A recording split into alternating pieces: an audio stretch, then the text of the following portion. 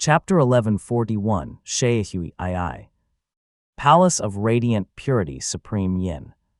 White snow was piled high beneath the moonlit lampstand. Lu Jiangxian sat at the table as the many illusions before him slowly faded away. Kai Buzi, quite the capable one indeed. Lu Jiangxian, of course, no longer possessed the ability to draw others fully into the world within the mirror or take things directly from it. The formation Kai Buzi had used to link himself to the exalted immortal mirror was, in essence, no different from the techniques employed by Maha Jinlian and the Five-Eyed Merciful One. It was akin to stepping into a great illusion. Yet Kai Buzi differed from Jinlian and the Five-Eyed in that he came with intent. He had not trembled and kneeled below, but freely moved within the illusion. He could even take or place items as he pleased. If Kai Buzi wished to retrieve something from his storage pouch, Lu Jiangxian could indeed manifest it. But what then? Kai Buzi is cunning. I can't control his storage pouch. Even if I manifest the object here, the moment he hands it to Dangjiang or sets it down in this place, he'll check his pouch afterward. If he still finds it there, he'll immediately grasp the truth. The immortal mirror still lacked the ability to truly transfer objects between realms, which was an obvious and fatal flaw. Hence, Lu Jiangxian had preemptively sealed Kai Buzi's storage pouch. Yet Dangjiang's mere words had already stirred suspicion in him. Believing the place to be an illusion, Kai Buzi had tried to take something as a keepsake. Once he left and checked his sleeve, he would immediately know whether it was real or not. Lu Jiangxian could, of course, have arranged for Dangjiang to fabricate celestial rules to block him, making it impossible to take anything. But Kai Buzi was not one to be easily fooled. The claim that his true self had arrived was meant to dispel the lingering doubt from their last encounter. Using the same trick twice on a cultivator of the Purple Mansion realm would only deepen their suspicion. Thus, Lu Jiangxian had deliberately allowed Kai Buzi to take a supreme yin spirit item back with him. It was the only item Lu Jiangxian could truly condense in the manifest world and would temporarily veil the flaw. But this method can only be used once. Let's first exploit it to obtain what he has and pacify his suspicions with that priceless supreme yin treasure. If he dares to expect another response in the future, he can forget about getting any more Purple Mansion realm demonic creatures. That these demands could even be met was thanks to Dangjiang. Only he could openly converse with Kai Buzi and weigh pros and cons without restraint. Had Lu Jiangxian fabricated a puppet to deal with him instead, Kai Buzi would never have spoken so candidly, nor would the outcome have been as successful. This, however, poses another problem. Kai Buzi is sharp. Though he will no longer beg for cultivation techniques, his attention will soon turn toward the path of the Golden Core realm. If I cannot offer him enough, trouble will surely follow. Kai Buzi was a double-edged sword. He was immensely useful, perceptive, cautious, and exceptionally strong. His standing in Jiangnan ranked just beneath Qiushui and Yuanziu. His death would bring no small amount of trouble, and for now, Lu Jiangxian still had great need of him. However, those were problems for later. Lu Jiangxian's brows lifted as he looked down. Upon the jade tiles at his feet lay a massive blue and white sparrow, its body the size of a table. Its tail feathers spread like pale gauze, forming a circular veil upon the floor. This lesser yin demonic creature differed greatly from those previously sacrificed. The Li family's rituals were based on incense offerings. They used sacrificial blades to slay the creature, sending its soul, blood qi, and immortal foundation together into the mirror. By the time they reached Lu Jiangxian, all that remained was a fused lump of energies. This creature, however, had been offered directly, without undergoing the incense-burning phase of the sacrificial ritual method. Its entire immortal foundation, blood qi, and mystical dharma body, along with its Shenyang mansion within the Great Void, had all been presented intact, without the slightest loss. Even more remarkable was that a Purple Mansion realm being's soul resided within its Shenyang mansion, remaining undestroyed even after death. Thus, the spirit sparrow's soul had flown into the mirror and still retained awareness. In a sense, this demonic creature was the very first living being to ever enter the mirror. Lu Jiangxian's eyes gleamed with fervor. This was a labor comparable to Dangjiang himself. He lifted the creature's soul with a thought and swept it with his divine sense, quickly grasping the whole picture.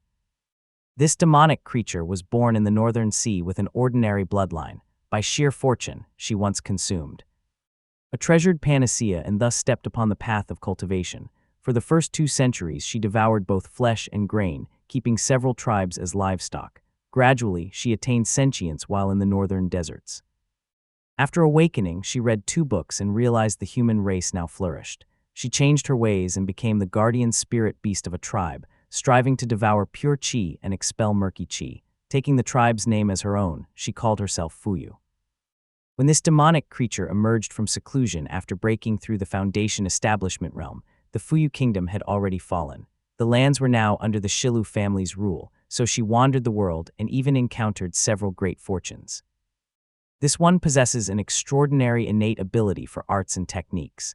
She created many spells on her own, and by currying favor with the Luan birds, made a pilgrimage to Mount Taishi, thus achieving the Purple Mansion realm.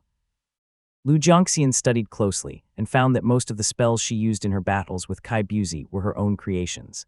Unfortunately, demonic creatures could never cultivate as deeply as humankind. Though her talent was high, she lacked the breadth of Dao lineages Kai Buzi had studied, and having only just entered the Purple Mansion realm, she was no match for him. He flipped through her memories and found them curiously sparse. Upon closer inspection, someone had clearly tampered with them. The recollections concerning the Luans were entirely gone, and even the events tied to a Golden Core affair centuries ago had been deliberately erased by her own will, leaving only fragments of cultivation methods gained by chance. Since she had no real background, it was no wonder she had fallen into Kai Buzi's hands. After a second look, understanding dawned upon Lu Jiangxian and he frowned slightly. This is all well and good, but using this soul here means the green talisman will lack one Purple Mansion realm spirit. The incense energy is sufficient for now, yet with this gone, the green talisman will fall short. He pondered for a moment, then calmed down as he thought, but there are still 5 years until the next sacrificial rite, and Li Xiaowei is currently in seclusion. Time is ample, so it's best to observe for now. After all, this creature's aptitude in spell arts is remarkable. Having her within my mirror will be a tremendous advantage. Raising his sleeve, he summoned a gleaming radiance of supreme yin into his palm, then picked up the jade jug upon the table and flicked his finger. The spirit sparrow on the ground instantly dissolved into a skyful of lesser yin light, which streamed into the jug. In moments, the jug brimmed with a blue and white radiance like a starlit sea with waves of divine ability. When he opened the lid again, a tiny palace floated within the vast ocean, the sparrow's own Shenyang mansion. A faint phantom lingered on the floor, the remnant soul of the demonic creature. With a flick of Lu Jiangxian's sleeve, the soul attached itself to the descending radiance, shining brilliantly. Within the mirror where Lu Jiangxian's divine ability resided, he summoned a wisp of lesser yin light which coalesced into the form of a petite woman clad in pale tea-white robes. She held a pipa in her arms, and a faint white mark gleamed between her brows. Her bearing was ethereal and refined. The woman stood dazed at first, as though unable to comprehend how she had come to be there. As her soul's memories gradually fused, she lifted her gaze in confusion. The moment her eyes met the figure above, the haze and emptiness in them were swiftly replaced by awe and fear. She bowed softly and said, "Lesser yin attendant of Wu and Gui, Sheahui/Ref, Sheahui greets the palace lord." Chapter 1142, Opening Scene I. Sheahui. Lu Jiangxian had molded this lesser yin fairy. Though her memories had been erased, the Dao lineage of Fuyu's lesser yin remained in her memory. Her immortal title and even her name had been restored according to that lineage, giving her an unmistakable touch of lesser yin. Unlike the demonic creature Fuyu, her tea-white robes gave her a graceful, dignified air. The pipa in her hands was a fine treasure, and not inferior to any ancient spirit artifact. Lu Jiangxian could shape her appearance however he pleased, entirely at his own whim. He regarded the fairy before him, the second true living being within his mirror. The stone spirits and heavenly soldiers he had crafted earlier possessed basic instincts and moved at commands alone. Though they filled the courtyard and gave it a lively semblance, they were nothing more than powerful puppets. What began as a desperate agreement with Kai Buzi turned out to be not such a bad thing after all. Whether in uncovering old secrets or recruiting followers, I'll need to create a figure imposing enough to serve as the proper face of both. The summoning and sacrificial rites. Bit by bit I'll fill her with substance. Perhaps one day she'll serve a greater purpose, and at least I won't have to remain alone in silence within the mirror. As the white-robed fairy bowed respectfully before him in the courtyard, Lu Jiangxian said softly, "Since the lesser yin seat has yet to reclaim its residence, fate has allowed you to return to your immortal post ahead of time. Go first to Zhenggao to take up a position, and for now, act under the orders of the Supreme Yin Court." Sheahui quickly knelt. Though the figure before her was not her direct superior, he ranked among the highest of the palace lords. She accepted his command with deep respect and withdrew with her pipa. When she left the great hall, she descended the mist-shrouded jade steps. Immortal officials on either side bowed in greeting.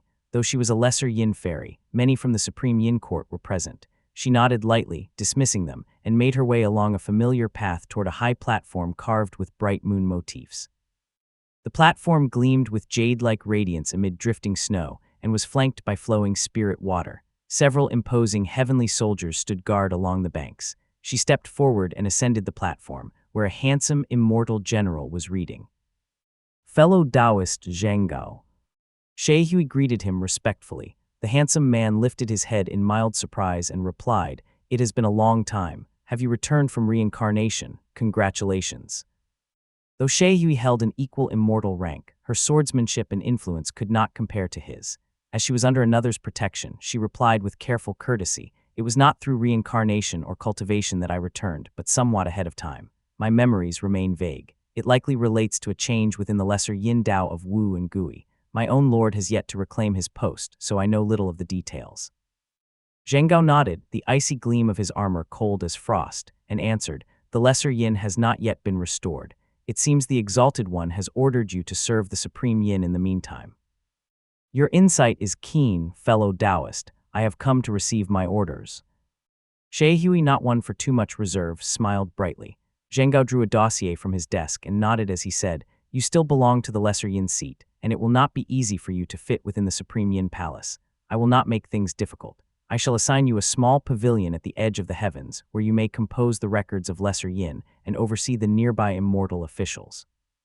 She Hui smiled gratefully, offering repeated thanks, and Zhang Gao said, "There aren't many immortal officials nearby to oversee. It's mostly a nominal post. There's only one minor god recently promoted from the lower realm. You just need to hand over a few duties to him." He paused, sounding slightly helpless as he said, "The fellow has quite a loose tongue. Right now, he's sitting in the eastern third court, fretting over a few withered branches and leaves. You may as well bring him back along the way. It will help you get acquainted." She Hui was pleased. Had she been assigned several Supreme Yin immortal officials, their immortal position would not have matched hers, making it awkward to manage them. But she had no such worries with a minor god from the lower realm. She accepted the command token and said gratefully, "Thank you, fellow Taoist. I had long heard of your renown, but I never knew you were so affable." Zhang Gao took out a jade box from his desk and smiled. "Don't be too quick to thank me. This box contains spell techniques of the Lesser Yin aspect. You'll need to revise and adapt them." She Hui accepted wholeheartedly as he continued, "One more thing, the heavenly gate remains sealed. You may not come and go freely. Should you venture into the outer heavens, you'll need to pass through my Supreme Yin court and receive authorization before re-entering." She smiled in reply, "With the Lesser Yin palace unopened, I've no desire to wander about. I would rather stay in a quiet pavilion, writing and cultivating my Dao. It's exactly what I prefer." Unlike the flighty Dangjiang, She Hui's nature was steadier. After settling the matters at hand, she descended the high platform and went to find Dangjiang. She landed in a familiar domain and indeed saw a young man asking questions of a maid. As soon as She Hui descended, the maid dropped to her knees in fear and dared not make a sound. Dangjiang had just finished reporting his merits and was still inquiring about the golden branch of laurel when the maid fell to her knees in worship. Startled, he raised his brows and saw a tea-white-robed fairy maiden cradling a pipa standing behind him. Her face still bore traces of youth, but her attire revealed a being of very high rank. Dangjiang instantal. Wai realized he had met someone of great importance and hurriedly bowed as well. This humble official greets the fairy. Dangjiang was utterly miserable and was bowing so low his posture was almost pitiable. He had carelessly gifted Kai Buzi something from the heavens. Though it had been within Lu Zhongxian's calculations, he still deserved a lesson. If he were allowed to act without consequence, it would happen again, and he might send down all manner of unapproved items the next time. Without Supreme Yin spirit items, Lu Zhongxian couldn't condense anything properly. Now Dangjiang was penniless. He had mistakenly used a spirit item, and there was no such thing as credit in heaven. Once the maid reported back to the palace, someone had come looking for him. He had barely warmed his seat before facing dismissal. How could he not be anxious? When She Hui had manifested in the mortal world, she had been a playful spirit sparrow. Even with her memories erased, her nature had not changed. She immediately asked, "What's all this noise about? Explain yourself." Dangjiang quickly recounted everything from beginning to end. She Hui laughed and said, the golden branch of laurel, you certainly have a talent for timing. There are only a few days each year when the supreme yin and lesser yin hold the highest value, and you happen to pick one at the perfect time. Dangjang grew even more embarrassed as Shiehui continued, Immortal official Liu is away. I'll be overseeing you from now on. I can't just leave you floundering like this. I'll cover the cost for now. You can repay me later once you've saved enough. Dangjang froze for a moment, deeply moved, and bowed. Thank you, my lady. May I know your esteemed name? Shiehui smiled and replied, I do not belong to your supreme yin court. I hold the seat of the lesser yin of Wu and Gui and bear the Dao title Shiehui. Only then did he realize she was someone on the same level as Zheng Gao. Rising awkwardly, he could not help but grumble inwardly, damn that Kai dog. Hurry up and slay some creatures from the Purple Mansion realm already so that I can get a share of the credit. At this rate, how many manuals must I write to make up for my losses? Dangjang silently followed the white-robed fairy. The weight of worry and reverence for his superior kept him speechless. Everything around him blurred, and before he knew it, he was back in his own courtyard. His heart still throbbed with pain. I'll go after him in a few months. Chapter 1143, Opening Scene II. Moongai's Lake. White blossoms drifted across Zhaijing Mountain. A Taoist master in a white gold Taoist robe sat calmly at a table, streams of bright light flowing across the floor like water. They rippled softly against the jade pillars and cast luminous halos around them. Li Ziming had spent months cultivating in peace. Time flowed like water as his cultivation slightly improved and his divine ability grew more refined. His innate ability was far from poor, so his efforts were never wasted. The heavenly light was radiant, making it a perfect time for cultivation, yet he suddenly opened his eyes, stepped forward, and appeared above Moongai's Lake, gazing eastward. Above Shanji Prefecture, a purple hue gathered like ink, darkening the entire sky. With his Purple Mansion realm eyesight, he could see a beam of escaping light speeding rapidly toward Moongai's Lake from the distant horizon. Yai Hui has made his move. Sure enough, a streak of light shot upward from below. Li Zhongqian halted before him, face grave, and reported respectfully, reporting to the Taoist Master Yi Hui has appeared at Profound Peak Gate in Shanji Prefecture. He's using his divine ability to suppress the Great Formation. The eastern shore is shaking, and several domains have sent urgent messages. Li Chenghui arrived a moment later, leading several cultivators on a streak of lightning. Their faces were equally tense. Li Ziming's calmness was at odds with the unease and apprehension spreading among those by the lake as he asked, have the people within the mountain gate already been evacuated? Reporting to the Taoist master, as per your orders, everyone was evacuated 6 months ago. Only a few old elders of Profound Peak Gate refused to leave, replied Li Chenghui. Li Ziming had not told his family about the events at Xuanmiao Temple. For one, Li Minggong and Li Chenghui lacked talisman seeds. Some matters were better left unheard, lest they become loose ends. Secondly, his family's cultivators had little to do in the affair. It was a scheme of Purple Mansion realm cultivators. He preferred to keep such things buried so that the Li family would not be implicated if trouble arose. The horizon was now glowing with the deep purple radiance of a divine ability, yet Li Ziming remained unhurried. The 100 Mountain Spirit containing formation at Profound Peak Gate was not something Yi Hui could breach quickly, and the gate's cultivators no longer had the means to open it. He simply asked, what of Profound Peak Gate's spirit items and stored resources?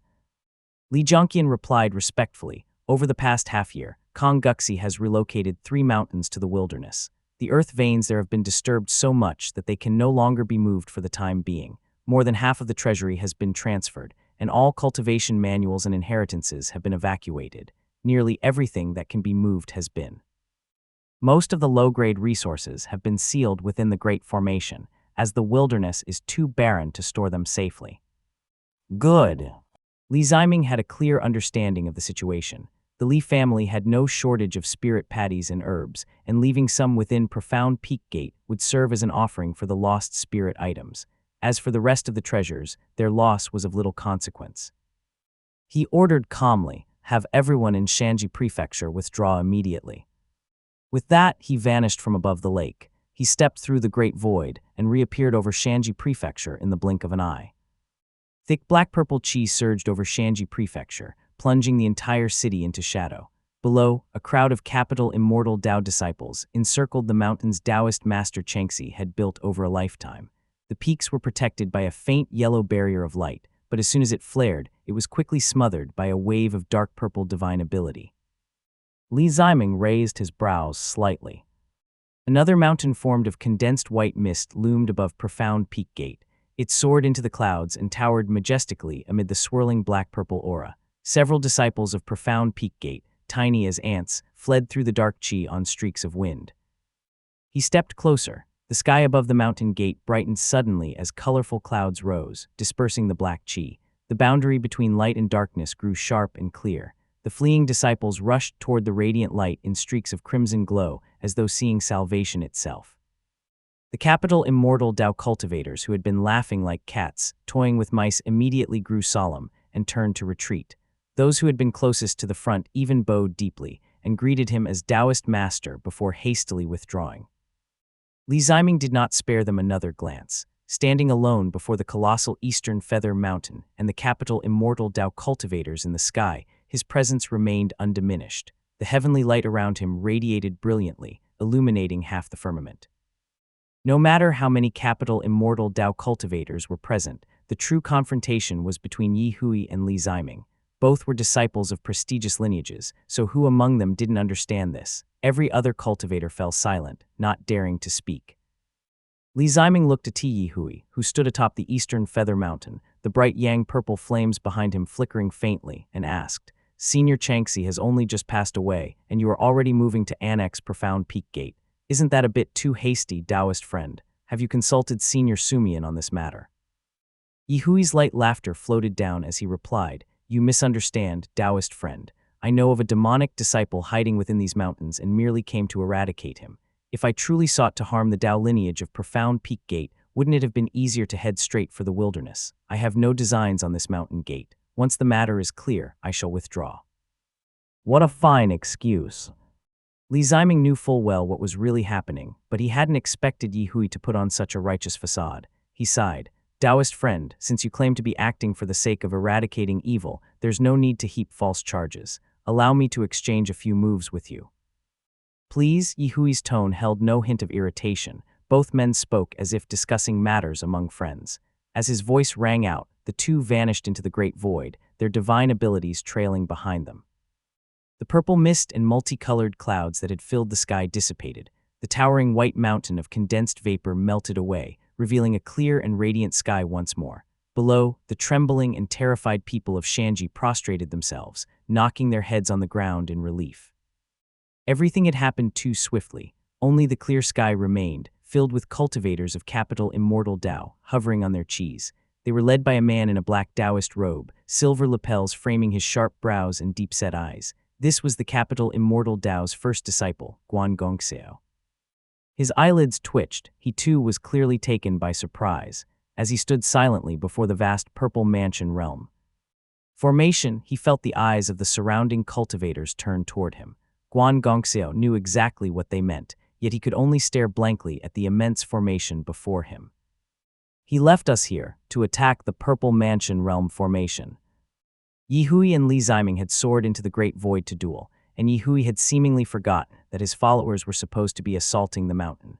What could a group of Foundation Establishment Realm cultivators possibly do against a Purple Mansion Realm formation? Even if Profound Peak Gate's grand formation wasn't built for offense, few would dare to face its counterattack. Guan Gongxiao could almost picture Li Xiaowei bursting out from within the formation with an army at his back to cut them down like wheat. He barely managed to keep his composure and forced himself to speak, stay calm, and continue draining the formation's energy. The Taoist master has already planned for this. He spoke thus, but Yi Hui had always acted as he pleased. He had led the group here immediately after emerging from seclusion, without sharing any plan, and Guan Gongxiao had no idea how to break the formation. The Taoist master's intentions are impossible to fathom. What purpose does standing here serve? Are we just waiting to expose ourselves? Does he think this great formation will unravel on its own while we chip away at it? Chapter 1144, One Talisman, One Decree, I. Li Ziming traveled through the great void, surrounded by heavy purple-black mists. As he sped onward, the white misty mountain reappeared. Yi Hui was still mounted on the scaly bird beast with a golden beak and pale pupils. He glanced at Li Ziming from atop the beast. a divine ability gathering in his hands as he spoke. Zhejiang was wise to take a step back to release the profound peak gate and sacrifice Kong Heiying. Truly, you understand the bigger picture. I owe you for that and offer my thanks. Li Ziming solemnly examined him. The man's smile was courteous. Unlike his sharp, mocking tone toward Changxi, Yi Hui had always maintained his composure before Li Ziming. Even when their divine abilities had clashed, he had still preserved a degree of decorum.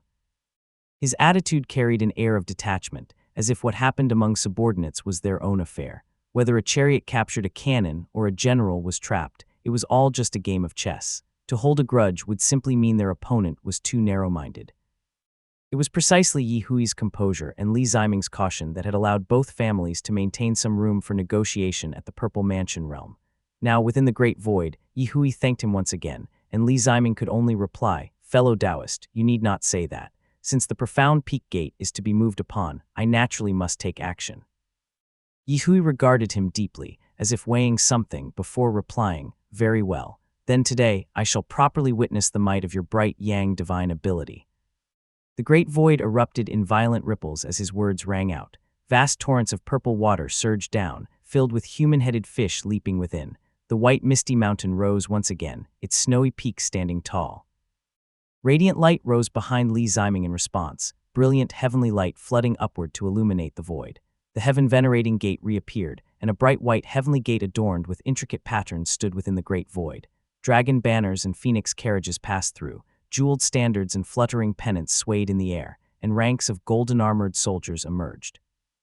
Battle cries erupted as golden-armored troops charged through the gate. The human-headed fish swam through the purple waters, the divine ability rippling in waves. The white mountain above the gate suddenly descended, and Li Ziming felt the mounting pressure as his divine ability trembled. The human-headed fish riding the purple currents no longer scattered at the first clash. Instead, they firmly resisted the charge of the golden-armored army, forcing them back bit by bit. The white misty mountain, too, began to balloon in size. Earlier, uncertain of his opponent, Yi Hui had acted cautiously, but now that open combat had been agreed upon, he no longer held back. He unleashed his full strength, suppressing the heaven-venerating gate until it shook violently. This was their first true clash, and Li Ziming realized that Yi Hui's earlier bouts had been mere probing attempts. Now, he was using his real strength. The purple tide thickened, its hues deepening severalfold as it forced the heavenly light back within a radius of only 10 meters, but it was unable to advance any closer. His past year or two of cultivation had brought little improvement to the heaven-venerating gate.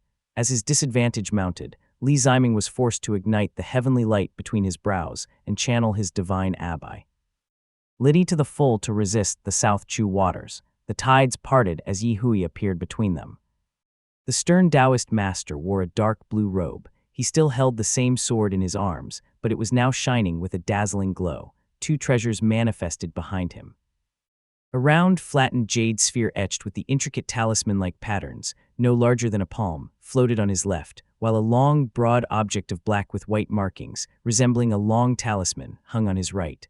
Both gleamed brilliantly as they appeared. Forming a hand seal, Yi Hui declared, "Still the wind, calm the waters, let the law manifest the primordial." The pair of talismans vanished. Instantly, a chill surged through Li Ziming's heart, forcing him back a step as fierce purple flames rose beneath his feet. Heavenly light shone down upon him as he thought to himself, he truly has inherited the Daoxuan Dao lineage. No wonder he carries spirit artifacts. No sooner had he raised his purple flames than a thunderous vibration resounded in his mind. A round, flat jade talisman was caught by the heavenly light with a clang, and the talisman turned toward his face. A blinding bolt of lightning crashed down on him. The silvery white lightning was ferocious, exploding across his purple flames in surging waves. Forcing himself to remain calm, Li Ziming suppressed the urge to summon the mountain-charging sea-pacing tiger. Instead, he formed a seal, and a beam of radiant sunlight rose from his palm to block the lightning. But just as he completed the seal, a long black talisman with white patterns leaped out from the other side. A muffled chant rang out, and a torrent of crimson true fire dove downward like a flock of fierce birds. Li Ziming had barely managed to block the lightning. Exhausted, he had no strength left to ward off the fire. The heaven-venerating gate behind him was pinned down by two divine abilities and unable to move. Gritting his teeth, he consoled himself that with his bright yang nature, enduring fire was preferable to lightning. He focused on shielding himself from the thunderbolts as the heavenly light at his brow flared once more, sending out a stream of bright white heavenly radiance, hidden light to counter the true fire. As expected, his hastily refined heavenly radiance, hidden light, was no match for Yi Hui's spirit artifacts. Though the radiant light managed to divide the true fire into two streams and weaken it slightly, the blazing inferno still rained down upon him. Li Ziming now possessed the Dharma body of the Purple Mansion realm, and no longer had a mere mortal shell. The searing flames of true fire flowed over his form like boiling water, causing white smoke to rise wherever it passed. After taking the full brunt of true fire, Li Ziming's Dharma body blazed fiercely, glowing with a glazed brilliance. The lightning was no common lightning, nor the fire ordinary fire. Neither could be quelled by simply using divine ability. The flames from another's Dharma artifact were not something talismanic chi could restrain. Yi Hui had already raised his Dharma sword, its tip aimed straight at Li Ziming's face as he muttered incantations. Li Ziming could no longer bother to decipher the murmured spell. A flicker of yellow light danced before his eyes, making them sting, and clusters of halos appeared from the west, each linked to the next. None of them looked easy to handle. This old fox is fighting for real now. Before Yi Hui could complete his spell, Li Ziming forcefully activated his divine ability, burning his vital chi. The heaven-venerating gate behind him flared with a blinding radiance, purple flames erupting as he broke free for an instant. He swept everything aside, and in that same moment, vanished. The purple waters instantly fell still as the white misty mountain collapsed into emptiness. The struggling radiant light within the great void faded, and only then did the halos behind Yi Hui dim. He sighed softly and stepped into the void, giving chase. In the blink of an eye, Li Ziming fled afar, his body still wreathed in flames. Fortunately, the bright Yang Dao excelled at mastering fire. This true fire would leave no lasting harm. It was not like merging fire that grew fiercer with time, so he ignored it and pressed on, alert and wary. Yi Hui truly means to duel, perhaps to make a show of power. If he can leave me slightly wounded, he'd probably take it gladly. The sudden appearance of those two spirit artifacts had startled him deeply. Now, with Yi Hui closing in from the west and lightning and fire gathering behind him once more, Li Ziming had no choice but to flee eastward. Yet Yi Hui's speed within the great void remained superior. He was even faster than before. The South Chu waters surged around them, purple waves rippling beneath Li Ziming's feet and reflecting his shadow. He cursed inwardly, hesitating for an instant. They had already left the bounds of the profound peak gate. His possible routes were few: toward Sword Gate, Xuanmiao, Ziyuqui, or straight east to the Eastern Sea. Sword Gate and Ziyuqui would only watch from the sidelines, and fighting in another sect's territory or crossing into the mortal realm would surely earn their anger. That left only Xuanmiao Temple. Without hesitation, Li Ziming shifted his path of light and sped toward its domain. Heading for Xuanmiao Temple at least gives me a fallback. If Yi Hui truly means to harm me, there's still Sumian, and if he refuses to intervene, I can descend into the mortal world. Xuanmiao Temple lies in Jiangbei. Would Yi Hui dare fight there? To descend into the mortal world of Jiangbei would be a last resort, a desperate measure if his life hung by a thread. Other cultivators would surely intervene, yet disturbing every Purple Mansion realm cultivator in Jiangbei and Jiangnan would ruin his reputation. Worse, it could disrupt the true monarch's arrangements, which was no trivial matter. Chapter 1145, One Talisman, One Decree, II.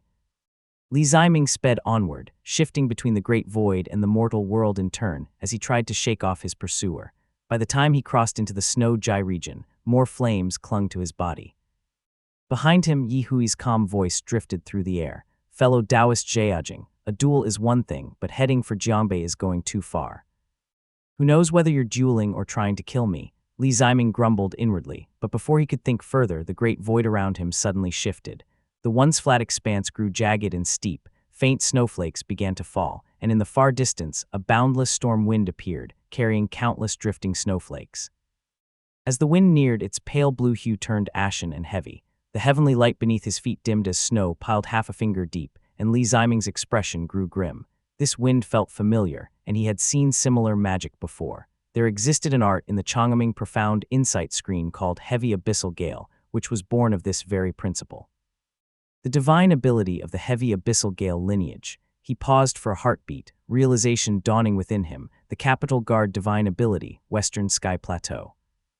What was the Western Sky Plateau? It referred to the vast highlands west of Longshu, the Great Western Plains. There, atop endless mountains, was the birthplace of the heavy abyssal gale, a desolate land where spiritual energy was severed and the great void could not pass through. Once the divine ability took effect, Li Ziming's speed was sharply curbed. The great void beneath his feet became rough and uneven, hindering every step. Yihui exhaled a stream of white mist and activated the Eastern Feather Mountain. The mist grew dense and heavy, weighing down the entire void until it seemed frozen in place.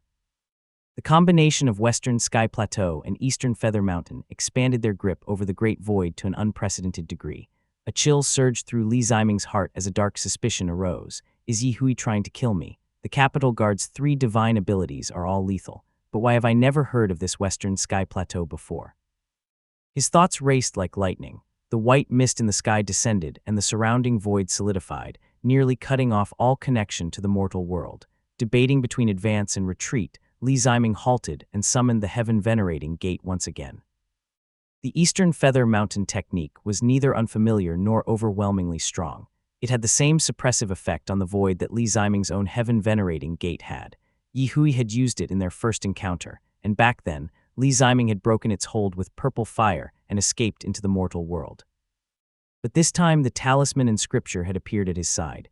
Lightning and true fire descended together, the white mountain above came crashing down, and the South Chu waters surged forth. How could he possibly withstand it all with purple flame held in his mouth? Li Ziming only had 2 choices left. The first was to use his purple flames to block the thunder and true fire, while the heaven-venerating gate resisted the mist and purple waters. However, he would remain trapped to await a turn of fortune. The second was to endure the blazing onslaught, shatter the divine abilities with purple flame, and forcefully return to the mortal world. The mortal world below is the Snow Jai Gate. Yihui will surely pursue. I'd still need to cross Lake Xi'an, and wounded as I am, my speed would drop. Even risking injury might not guarantee escape. Should I use the mountain-charging sea-pacing tiger? But under this dual suppression and a sword at my throat, even that art couldn't take me away instantly. It might only waste my defenses. The heaven-venerating gate burst forth in the blink of an eye, blocking the white mountain and purple waters above. The purple flame from Li Ziming's lips clashed against the thunderbolt, while his heavenly radiance, hidden light, and Dharma body together resisted the true fire. The burning made his spiritual form crackle and pop. This time, the true fire audibly scorched his Dharma body. Though it still gleamed with a glazed luster, faint burn marks had begun to appear on his body. He suddenly raised his hand and invoked the newly learned Supreme Yang Resonance Radiant Art, sweeping aside the black talisman with white patterns above him, while his other hand formed a seal. Should I use it or not? If he used the stable tiger Dao form of the mountain-charging sea-pacing tiger, he could slip away, but that art excelled in concealment and evasion, not in speed. It lacked the subtlety to aid movement through the great void. Most crucially, true fire still burned across his body, bright as a beacon. With Yihui so near, he would not get far. Any attempt to flee now would only waste his strength in vain. He had used his divine ability to resist the purple waters and white mountain, summoned purple flame to block the thunder, and employed the Supreme Yang Resonance Radiant Art together with heavenly radiance, hidden light to fend off the true fire. Since he had no strength left to deal with Yihui's chanting and hand seals, he slapped his storage pouch, and a stone box flew out. This stone box had been brought back by Li Xiaowei. It contained Hu Yuan spirit water, an entire box of it, the Li family's richest stock of spirit water. At such a desperate moment, he could not afford to be frugal. Fortunately, Yihui seemed unaware that he intended to extinguish the true fire to escape. The man only quickened his chanting, while Li Ziming hastily struck open the stone box, pouring out a sheet of crystal-clear spirit water over his Dharma body and channeling his divine ability at full force. A sharp hiss rang out. The flames flickered stubbornly a few times before finally dying out. Li Ziming had no time to rejoice. Behind Yihui, a hazy yellow radiance bloomed as the man chanted aloud, pure profound radiance of the 3 primordials, go. Since he had barely managed to quench the true fire, Li Ziming had no intention of waiting to see what spell Yihui would unleash. He drew a white orb engraved with the image of a tiger turning its head from his Shenyang mansion. The bead flashed with fine threads of light, instantly transforming into a spirit tiger carved of stone with a gray-black body and eyes gleaming with life. Mounting the tiger, Li Ziming was immediately wrapped in a web of tawny light, the mountain-charging profound veil. He channeled his divine ability and parted the purple waters and white mountain. The great void before him loosened for but an instant, but he took the chance to tear it open and dart away at full speed. The pure profound radiance of the three primordials vanished into the great void at almost the same moment, leaving Yi Hui standing amid flowing purple waters, his Dharma sword in hand. Clearly drained from the exertion, he exhaled softly and did not give chase. Instead, he withdrew his divine abilities.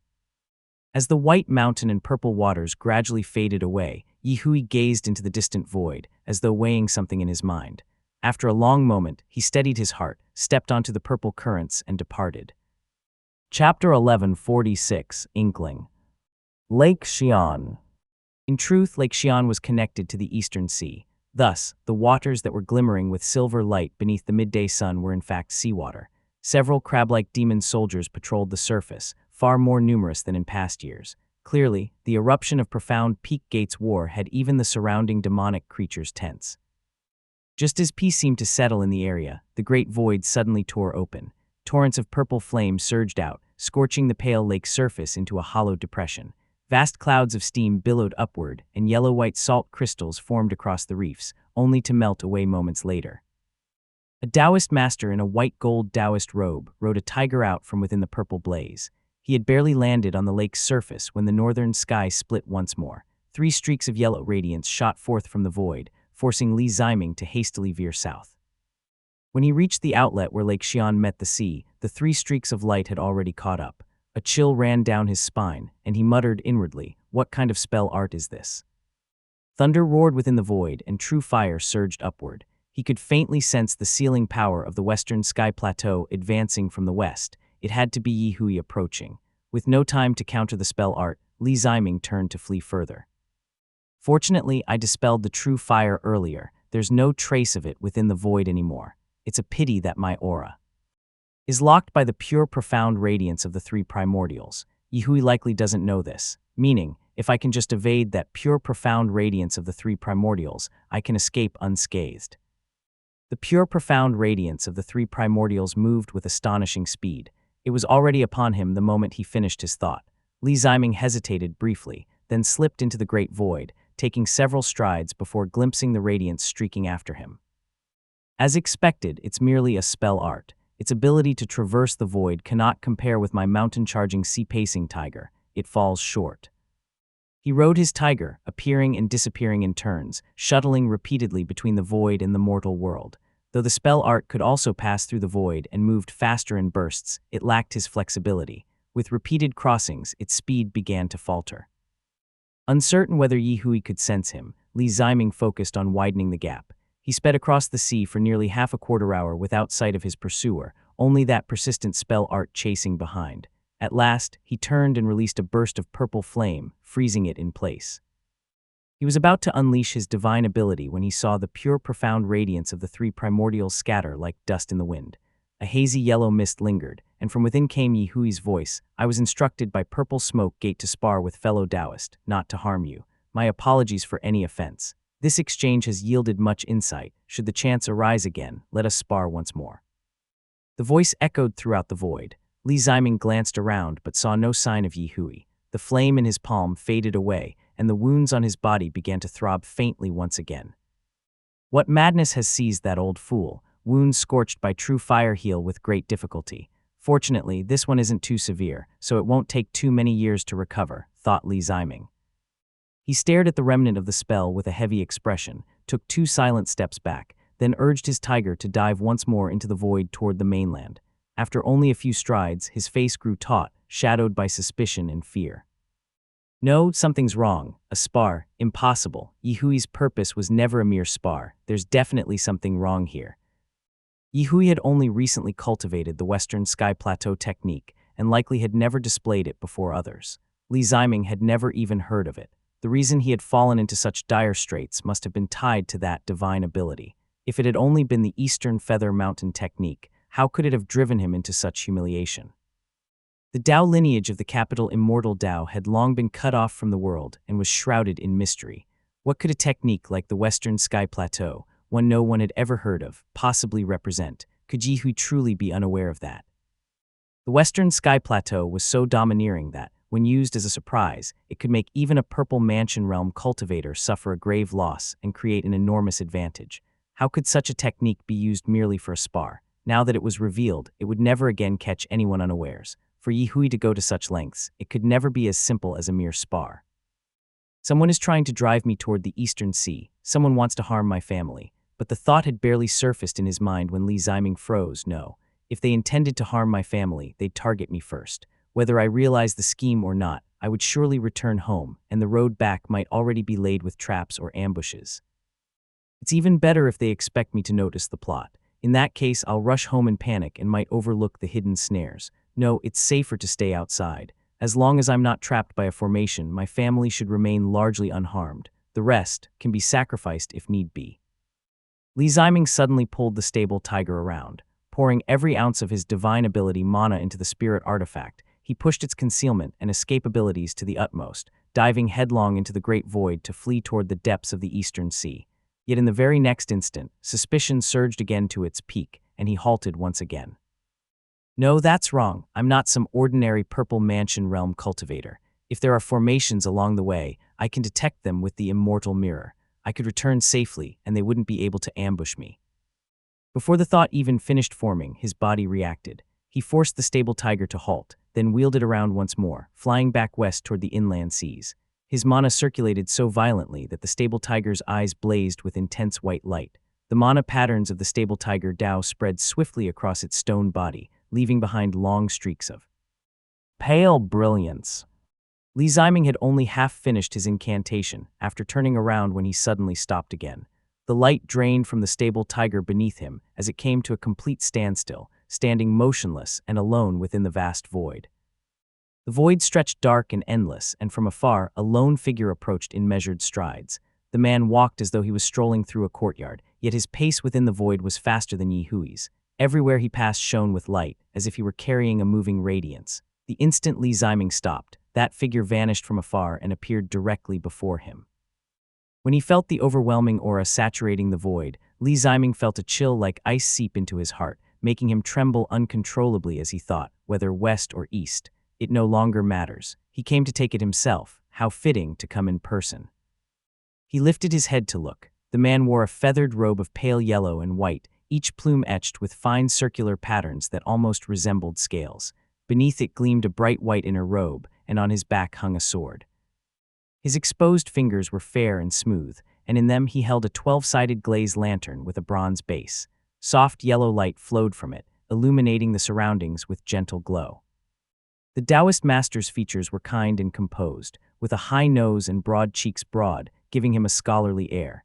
Yet his willow-leaf eyes carried a faint, chilling majesty as he lifted his brows and looked over serenely. Li Ziming felt that chill surge from his heart straight into his mind. The pain racking his Dharma body grew sharper, and he forced himself to keep his expression unchanged. Late-stage Purple Mansion Realm Cultivator, Cheng Xiao. Chapter 1147, Fleeing to the Eastern Sea, I. Cheng Xiao's fame was widespread. He had once escaped from a grotto heaven with Gu Shentang under the scheming of a Purple Mansion Realm Cultivator, carrying away treasures that had shaken all of Jiangnan. When he later attained the Purple Mansion realm and founded his own Dao lineage, he became known as one of the few cultivators most skilled at manipulating fate itself. Yet his face appeared gentle and sincere. Were it not for the shrewd gleam in his eyes, he might have seemed almost simple-minded. The manner in which he lifted the lantern was soft, and his voice was deep and steady. Fellow Taoist Zheajing, it has been some time, are you well? A chill ran through Li Ziming's heart, yet he managed to answer calmly, Greetings, Senior Cheng Xiao. I was merely sparring with fellow Taoist Yi Hui and was taking this route back. I did not expect to meet you here. May I ask what instructions you have for me? Cheng Xiao lifted his lantern slightly, keeping a certain distance from Li Ziming while firmly occupying the western expanse of the Great Void. He gazed at him quietly before speaking. I once had a disciple's disciple. His mortal name was Wang Fud and his Dao title Yu Fuzi. Years ago he was stationed at the Eastern Sea. He was somewhat frivolous by nature, though quite gifted. Unfortunately, he was later slain by cultivators of the Hengzhu Dao Gate. At first, I did not know the reason. Later, I learned that it was you, fellow Taoist, who sought the radiant sky stone and conspired with Hengzhu Dao Gate to take his life. Heaven and earth both bear witness to this, and the traces remain in the Eastern Sea. Fellow Taoist Zheajing, surely you have not forgotten. His expression remained composed as his eyes stayed fixed intently upon Li Ziming, as though searching for the slightest change of emotion. The man before him lowered his brows, his manner seemingly respectful. After a careful examination, Cheng Xiao found nothing particularly remarkable about Li Ziming. His attire was proper, and his demeanor merely timid and uneasy, enough to make Cheng Xiao frown slightly. Li Ziming. In the instant Cheng Xiao pondered, Li Ziming's body burst forth with a radiant brilliance. Heavenly light flooded the void as blazing bright yang energy surged outward. A towering celestial gate rose behind him, with dragon banners, Luan carriages, jeweled canopies, and banners of light all manifesting together. Supreme yang illusion radiance and heavenly radiance, hidden light converged as one, climbing the ornate white heavenly gate while clouds of color surged skyward, rushing straight toward Cheng Xiao's face. As the surging bright yang divine ability charged toward him, Cheng Xiao raised his sleeve, revealing his forearm. Forming a seal with one hand, he said, "Fall." Suddenly a field of white points, brilliant and dense as it lay suspended in the blackness of the great void, appeared behind him. At his single utterance, the bright yang divine ability before him shattered completely, countless radiant lights scattering in every direction. Li Ziming was nowhere to be. Ziming. The moment those words were spoken, Li Ziming knew his suspicions had been correct. Cheng Xiao had not come with good intentions. Fearing an ambush, he gave no reply. The mana he had been storing up surged into the mountain-charging sea-pacing tiger, which transformed into a streak of light as he stepped into the air and fled. The matter of Wang Fu, what justification is there for that? The radiant sky stone was clearly bait, and its hidden aim was Chelong Jian. That it ended up in my family's possession was the natural outcome of struggle. How could blame possibly fall upon us? Li Ziming had been present when Wang Fu died. At the time, the man had spoken clearly. He hated Jinlian, and so he wanted me dead. It was evident that Wang Fu had been nothing more than an abandoned pawn. Cheng Xiao was merely using the pretext as leverage. Li Ziming fled at full speed, yet Cheng Xiao remained unhurried. He strolled leisurely through the great void, pinching his fingers to calculate. After doing so thrice, he vanished from where he stood, a streak of radiance cutting across the void as he gave chase. Fellow Taoist Jiajing, you took a purple mansion realm spirit item belonging to me. The calamity tied to it has led you to the Eastern Sea. Tell me, who here can save you, said Cheng Xiao. Li Ziming's divine ability and spell had merely meant to distract. His heaven-venerating gate had struck and withdrawn in an instant. Now, riding his tiger and hiding his presence, he found the void around him shifting from its deepest black to an ashen gray, then slowly growing brighter. He's already caught up, thought Li Ziming. Cheng Xiao approached swiftly from the south. Li Ziming, having barely broken free, could only dash eastward. Turning aside would only shorten the distance between them. The marvels of the stable tiger Dao gradually took effect, and his figure began to fade into obscurity. While Li Ziming fled with desperate speed, Cheng Xiao hardly seemed to move at all. Holding his lantern, he watched the figure ahead grow fainter. Then he suddenly spoke, his voice drifting, rustling like wind over leaves, as it slipped through the void and entered Li Ziming's ear. So the mountain-charging sea-pacing tiger truly is in your hands. That old man of profound peak gate was clever enough to know that keeping you alive was the priority, but that means little. The lantern in Cheng Xiao's hand brightened a touch as its 12 silver-gilded points each ignited with a thumb-sized flame. The flames themselves did not chase outward, yet waves of potent true fire energy surged along the lantern's light. Li Ziming's dim silhouette became starkly visible again as the searing force of true fire blazed toward him. Heat rolled across Li Ziming's back. It was painful but still bearable. Yet the lantern's power clearly grew stronger the closer it drew, as the scorching intensity mounted with every moment. True fire again, muttered Li Ziming. It was hardly surprising. Years ago, Cheng Xiao had entered Daoxuan heaven as a purple mansion realm cultivator's pawn and must have inherited the Daoxuan Dao lineage. The spirit artifact in his hand would naturally be of the same origin. Likewise, Yi Hui's Dao lineage, seized from Zhang Lingshu, also came from Daoxuan Grotto Heaven, a domain famed across the lands for its multifaceted arts. Their spirit artifacts, of course, were near identical in nature. Yi Hui and Cheng Xiao share the same Dao lineage. His earlier affront against my family was merely a show. Then it must have begun even earlier, back when the Mifan 3 sects first provoked my family. Whatever Cheng Xiao seeks from my family, his schemes began long ago. My own breakthrough must have disrupted his plan in some way, hence the upheaval we face now. Yi Hui, however, never truly wished to offend me completely. In the end, he even withdrew his spell arts. It seems he was never wholly aligned with Cheng Xiao, but rather held under his control. That explains his contradictions, his cautious restraint, and perhaps even his faint hope that I might escape from Cheng Xiao's grasp. Li Ziming's spiritual sense spread through the great void, dodging the waves of true fire. When his gaze met Cheng Xiao's willow-leaf eyes, his heart thundered like a bolt of lightning as he thought, and exactly that is what Cheng Xiao exploited. Why else involve Yi Hui unwillingly in this matter? His reluctance and restraint are the very keys to the scheme. Changxi had left the mountain-charging sea-pacing tiger as a hidden safeguard for Li Ziming, to ensure he would appear openly in the Eastern Sea, fighting and sparring along the way. Only Yi Hui, acting under Purple Smoke Gate's orders and unwilling to completely offend the Li family, could have been chosen to act. The layers of assurance lulled Li Ziming into a false sense of safety, choosing to fight rather than immediately flee to Moongaze Lake with his spirit. Artifact. How much Yi Hui truly understood of this scheme was uncertain, yet it was precisely his half-hearted compliance and his attempts at balance that became part of Cheng Xiao's greater design. A single Purple Mansion realm cultivator could travel silently through the void, but two in combat would draw far too much attention. Once their battle reached the Eastern Sea and ceased, the watching cultivators would disperse. Even those observing from afar, like Sumian and Tinglin, likely withdrew. Only then did Cheng Xiao arrive calmly, trapping him within the desolate and unguarded expanse of the Eastern Sea. I cannot claim to have grasped all of his schemes, but I've seen through at least this much. Chapter 1148, Fleeing to the Eastern Sea, II. The true fire burning at Li Ziming's back felt different from before, yet there was a familiar undertone that confirmed his suspicions. Li Ziming exhaled slowly to steady himself. He no longer bothered to think about whether Tinglin and the others had acted deliberately or whether their schemes had been anticipated. Staying alive came first.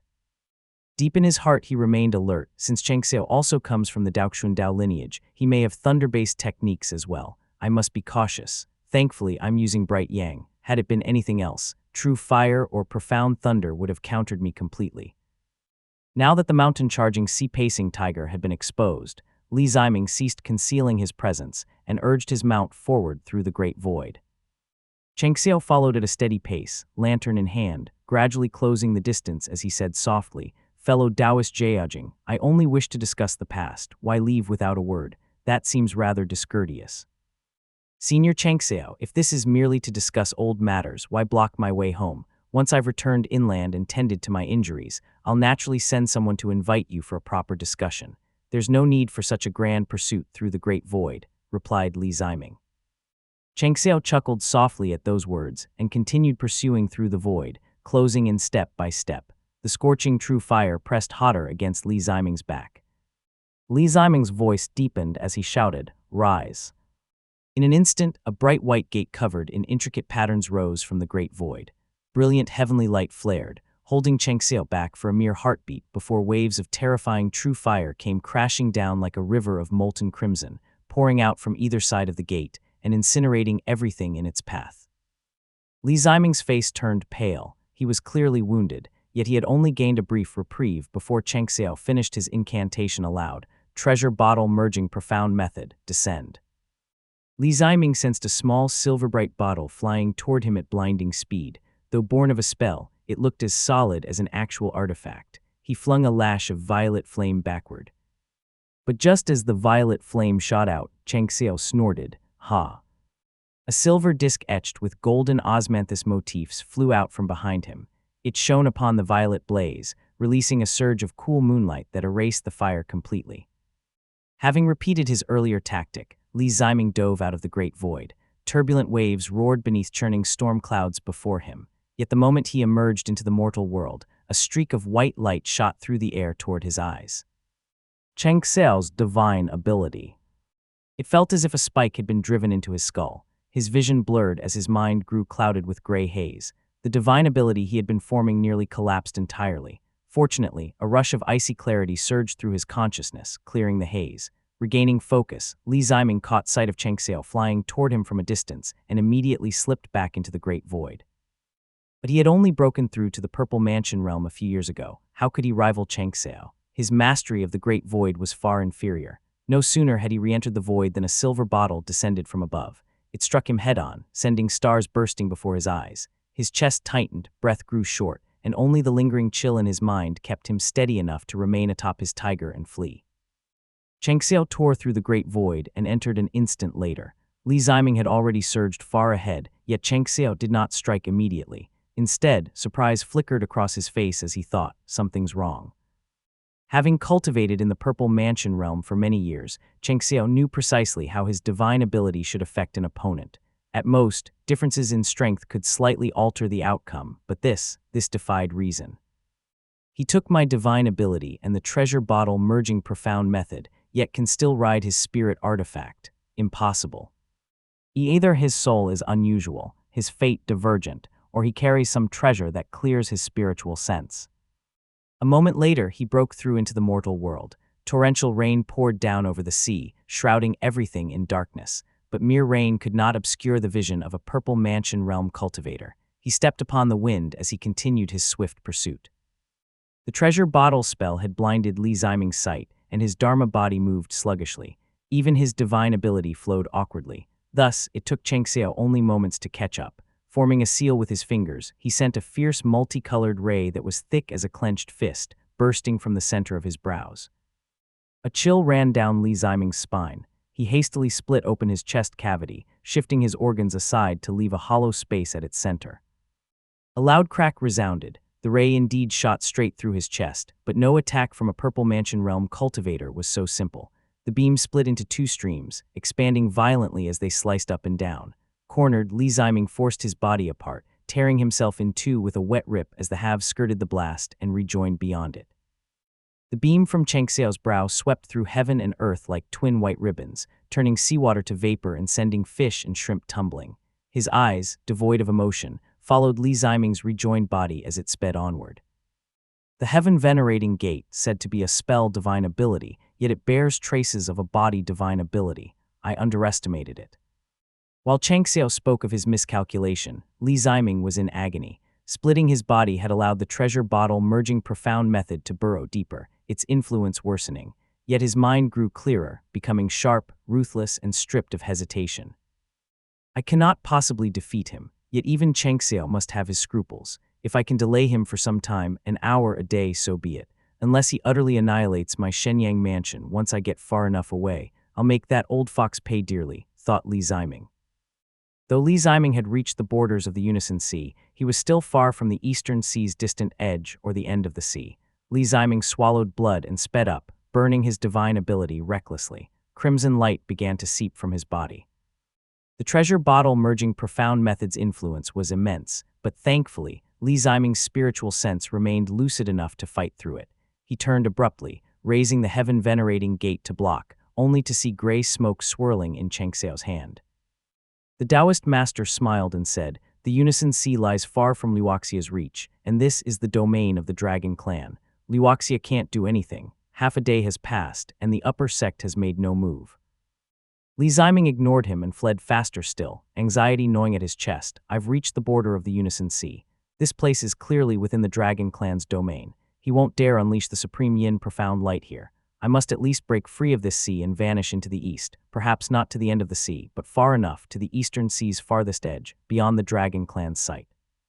His grip on the spirit artifact tightened as he thought, even if I must detonate the mountain-charging sea-pacing tiger and destroy both halves of my Dharma body, so long as one thread of Shenyang escapes eastward, I can still live. He dove forward through the storm, but above him, a vast band of gray smoke rolled across the sky, vivid against the dark storm clouds. Thunder was brewing within that smoke. It was bright and resonant, flashing in harmony with the heavens. Cheng Xiao's voice echoed across the sky, carried by the spirit artifact's profound thunder. So your bright yang truly has nothing to do with Liuxia's agents. In that case, I'll let you run no further. Chapter 1149, Profound Method I. Mount Liuxia, even this can somehow be linked to Mount Liuxia. Thick gray mist spread across the sea's surface, seemingly about to close in at any moment and rain thunder. Li Ziming had no time to think and darted into the great void. The spiritual energy within was already in turmoil from the fluctuations of thunder, rising and crashing like mountainous waves all around. Cheng Xiao's voice boomed through the void, echoing in every direction. Li Ziming clearly felt the pull of the gray mist. Whether it was a divine ability or a spirit artifact, the smoke possessed a sealing energy, though it was not its true strength. Li Ziming forced the mountain-charging sea-pacing tiger technique to surge, tearing himself free long enough to start fleeing again. Cheng Xiao tore into the void after him. Li Ziming urged his spirit artifact to full speed and drew out a true profound heart-cleansing pill, swallowing it quickly, as his Dharma body began to circulate energy. The effects of the treasure bottle merging profound method gradually diminished, yet Chang Xiao calmly raised the silver disc in his hand, shining its light straight at his opponent. Another spirit artifact, without question, thought Li Ziming. Chang Xiao had inherited the lineage of Daoxuan Dao and had been a Purple Mansion realm cultivator for countless years. Whether it was the lantern, the silver disc, or the gray mist outside, any single one of these formidable spirit artifacts left Li Ziming at his wits' end. When he saw the silver disc raised once more, a chill ran through his heart. Should I escape from the great void, or face him head-on? To flee the great void meant facing the thunder outside, which was just as perilous. It was merely a choice between supreme yin and thunder.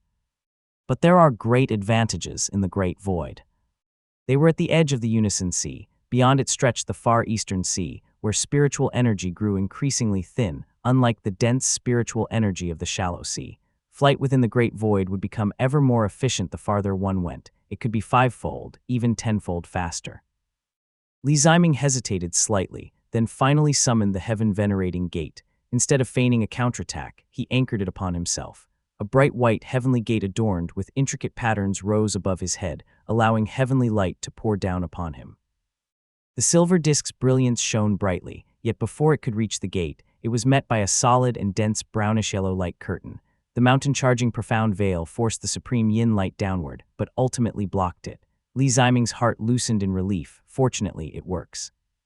But then realization struck him. Chang Xiao is not Yi Hui. I can't shuttle back and forth between the great void and the mortal world. Doing so won't buy me time. It will only make me fall into his spell.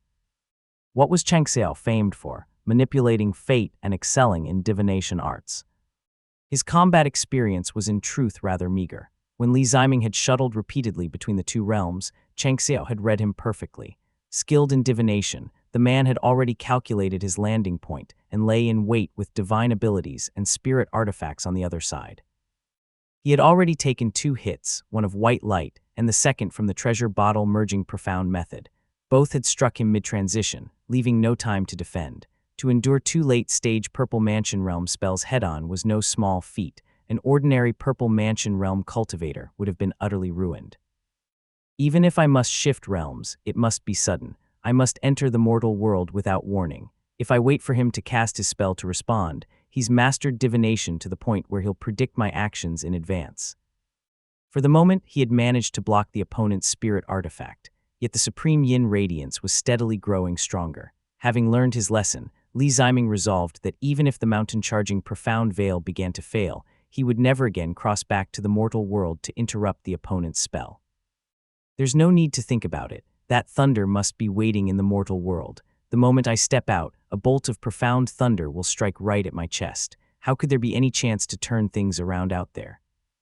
His thoughts stirred, and both the supreme yang radiance and the bright yang purple flame surged from his hands, shooting straight up into the great void to intercept the oncoming small jade bottle. A muffled boom echoed in the void. Boom! Though the supreme yang radiance and bright yang radiance burned brilliantly, they fell back at a speed visible to the naked eye as they were pressured by the jade bottle inch by inch. At least this time, it was not as abrupt as before. But Chang Xiao's divine ability had already manifested. Layers of white mist surged from the great void, turning the entire realm into a quagmire. The mist crept up along the heaven-venerating gate, seeking to anchor his divine ability within the great void itself. No matter how he fought, Li Ziming's goal was merely to delay his opponent, not to get entangled by divine abilities. The heaven-venerating gate rose high to block the supreme yin radiance, while the mountain-charging profound veil sank downward to meet the opponent's divine ability. The heaven-venerating gate held firm, but the mountain-charging profound veil was no match for the opponent's strength. After a brief struggle, Li Ziming realized he could not afford to stall in the same way anymore. Thus, he unhesitatingly chose the supreme yin radiance over the treasure bottle merging profound method, causing the heaven-venerating gate to blaze with dazzling light. The supreme yang radiance and bright yang purple flame exploded in midair, momentarily forcing back the small bottle. The heaven-venerating gate shot upward toward his opponent, while Li Ziming mounted the tiger beneath him, braving the supreme yin radiance as he fled eastward at full speed. With the heaven-venerating gate no longer blocking it, the silver radiance swam through the air like a fish as it shot toward Li Ziming. He pushed the mountain-charging sea-pacing tiger to its limit, and his spiritual sense stirred as a dim yellow halo rose from his body. Stable Earth Spirit Containment. This wondrous technique was also inherent to the mountain-charging sea-pacing tiger, though Li Ziming had never used it before. The reason was simple. Stable Earth Spirit Containment reduced all damage except that of the 12 essences and fire virtue. His previous injuries had come either from true fire or from being caught off guard, leaving the technique of little use until now. Now the faint yellow halo wove around his Dharma body like threads of silk. When the Supreme Yin radiance struck it, its power was reduced by several degrees, exploding upon his body and leaving only holes of varying size. The injury was neither severe nor mild, comparable to when Yi Hui had burned him with true fire. Yet this time, Li Ziming seized the chance to finally widen the gap between them. Quick to learn, thought Chang Xiao. Chang Xiao was momentarily hindered by the technique and frowned slightly. His cultivation was profound, and he could clearly see the stable earth radiance surrounding his foe. With a wave of his hand, the 12-cornered lantern tore through the great void from the mortal world, returning to his grasp, ready to counter with true fire. The sight made Li Ziming's heart tremble, so there wasn't just thunder waiting for me in the mortal world. He'd placed the lantern and its true fire out there as well. If I'd realized it a moment later and made the same mistake again, I'd have been dead for sure. Chang Xiao had a grim expression as he pointed his finger forward. The great void surged with white flames, but before Chang Xiao could even begin chanting, Li Ziming darted away like a fish and slipped back into the mortal world. Since the lantern had been recalled, only thunder remained in the mortal world. Since he now had stable earth spirit containment shielding him, there was no better time to flee. The instant Li Ziming stepped out of the great void, countless bolts of silvery thunder appeared before him. The radiance of stable earth spirit containment flared brilliantly, dispersing each strike as it came. Although stable earth spirit containment was far stronger against thunder than Supreme Yin radiance, this thunder had built up for too long. Li Ziming's Dharma body was struck until black smoke billowed from it, but he endured the bolts and sped ahead. The damage was not even as severe as what he had suffered from the treasure bottle merging profound method. He waited for Chang Xiao to return to the mortal world, intending to find a good moment to slip back into the great void, but Chang Xiao never appeared. After darting through the torrential rain for some time, unease began to rise in Li Ziming's heart. Chapter 1150, Profound Method, Eyes. Having suffered 2 setbacks, Li Ziming quickly adapted. Chang Xiao's mind was deep and calculating. He was once a cultivator who, like Qilong Jian, had fought his way through the ranks of countless Purple Mansion realm cultivators. How could such a man willingly serve as another's whetstone? A chill ran down his spine, and thunder cracked beside his ear. Amid the din, he faintly heard the chant of a spell. Mulberry conquered ninefold profound method. A streak of deep black light burst from the great void, moving with astonishing speed. Li Ziming refused to flee aimlessly. He summoned his escape light as well and darted away, knowing he could not hide within the great void again. Gritting his teeth, he flew straight ahead, but the black radiance was gaining on him with every breath. If I hadn't taken those heavy losses earlier, I wouldn't be in such a miserable state now. The pursuit had spanned some time, but the torrential rain still showed no sign of easing. Silver lights intertwined ahead, and 3 silver bottles shot through the air. It was the treasure bottle merging profound method again. He had already suffered from it once, so Li Ziming wasted no time searching for its caster. He activated stable earth spirit containment, summoning a bright white heavenly gate engraved with complex patterns that rose amid the storm, suppressing all dharmas beneath its power. He struck with full force, yet he only barely held down the 3 silver bottles, but his pupils were immediately filled with a sea of blazing true fire. The 12-cornered lantern had pierced through the great void once again. Li Ziming made his decision in an instant. Stable earth spirit containment cannot block true fire. He had no choice but to summon heavenly radiance, hidden light.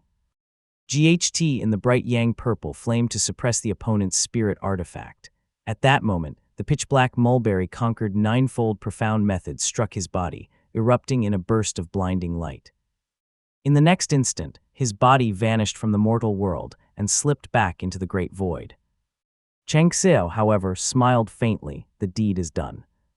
Both the mulberry conquered ninefold profound method and the treasure bottle merging profound method belonged to his Daoxuan Dao lineage. The former was even older. It was neither Dharma light nor spirit light, but derived from certain immortal arts. It emphasized 3 stages: within sight, within hearing, and within descent. Li Ziming had just seen the spell art with his own eyes, heard its name clearly, and in the end had been struck by it. Having fulfilled all 3 conditions, he had taken the spell's full force. Its effect was far beyond that of the treasure bottle merging profound method. Chang Xiao had never been fully certain from the shallow sea to the unison sea that he could capture and kill Li Ziming. Though his opponent had been reduced to a wretched state, he had never suffered a fatal injury and had even managed to strike back for a time. If the chase dragged on, Hangzhou Dao Gate would inevitably intervene. Yet Chang Xiao had meticulously planned it out. He had first tested Mount Luoxia's stance, then probed the attitude of the Dragon Clan. Only after ensuring everything was certain had he finally unleashed his prized divine ability, the mulberry-conquered ninefold profound method, upon his foe. Only now was he confident in the outcome. Mount Luoxia shows no intention of offering protection, and I've already passed beyond the Dragon Clan's territory. I deliberately sent my thunderous voice into the sea, yet no dragon came to intervene. That means they won't interfere. Li Xiaowei may once have been invited by the Dragon's son, but that doesn't mean the Dragon Clan has truly befriended him. It seems that even if there was goodwill, it was only toward him alone. The Li family itself is not under their protection. Even if the Dragon Clan does decide to interfere, only the Purple Mansion realm demonic creatures in the Eastern Sea can block me, and that would hardly cost me much. If I let him escape, Mount Luoxia would no longer stand aloof, and that might very well serve as proof that the Dragon Clan has its eyes set on Bright Yang. Chang Xiao never struck without calculation. As he stirred the gray mist, thunder rolled violently, shaking heaven and sea alike. He faintly sensed several Purple Mansion realm demonic creatures from the Eastern Sea stepping through the great void to observe from afar, which eased his mind a little. Even if, by a 1 in 10,000 chance, Li Xiaowei was secretly a pawn of the bright radiant Yang Imperial Union Emperor, none would dare save him now. Now that so many Purple Mansion realm cultivators are watching, would that not openly expose Li Qianyuan's hidden will? Though this commotion will surely draw Purple Smoke Gate and Hangzhou Dao Gate here, it will already be too late. The man tilted his head, listening intently. Then he cast the lantern into the great void, letting the spirit artifact hunt on its own, before stepping across the boundary into the mortal world. He flew into the storm, counting his steps as he went, fingers moving in silent calculation. Li Xiaowei was likely tied to Mount Luoxia, and perhaps even to Li Qianyuan himself. Though Li Ziming seemed unremarkable, his earlier resistance had been strange. Something within his spiritual sense had shielded his clarity. That might well be a secret treasure, or perhaps even a gift from the Wei Emperor. Chang Xiao would never allow his opponent a chance to turn the tide. Leaving aside the question of life and death, he calculated purely based on the fluctuations of the great void. Sure enough, he sensed the platinum-robed Li Ziming about to emerge not far ahead. Seals formed in Li Ziming's hands, and the silver disk behind him pulsed and rose as gray mist and thunder rolled. Chang Xiao raised an eyebrow slightly. Boom! Rain poured down in sheets as thunder roared through heaven and earth. The distant fluctuations of the great void betrayed Li Ziming as he broke through at last, his Dharma body wreathed in black qi. The stable tiger beneath him had noticeably slowed. Black qi coiled around his body as he struggled with the mulberry-conquered ninefold profound method that had struck him. Flames burst forth from head to toe, crackling as they burned. A dull pain throbbed within his juke court, where waves of dark fire seemed to be emerging. Fortunately, the heaven-venerating gate itself nurtured flame within the juke court, and the bright yang-purple fire was suppressing it. Its condition did not seem critical for the moment. Li Ziming secretly gripped his spirit artifact in his palm and dove headlong into the darkness of the scent. Orm! Taoist Master Chang Xiao recalled his lantern and strode forward, but then paused, his hand freezing mid-motion. He lifted his gaze to the sky. The downpour fell in torrents. Each raindrop struck the sea with a resounding splash, sending ripples through the towering waves that reached toward the heavens. Lightning slithered through the sky like dragons, silver fissures spreading across the pitch-black night. The thunder in the sky no longer obeyed his command. Instead, it gathered before him of its own accord.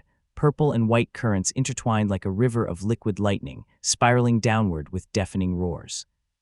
The cascading purple and white light filled Chang Xiao's eyes. His cold and unwavering gaze remained locked upon the lightning above. The silver disk of supreme yin nature circled clockwise around his body, slowly drifting to rest before his face. Boom! A bolt of silver-white lightning crashed down from the heavens, striking the silver disk with a resonant hum.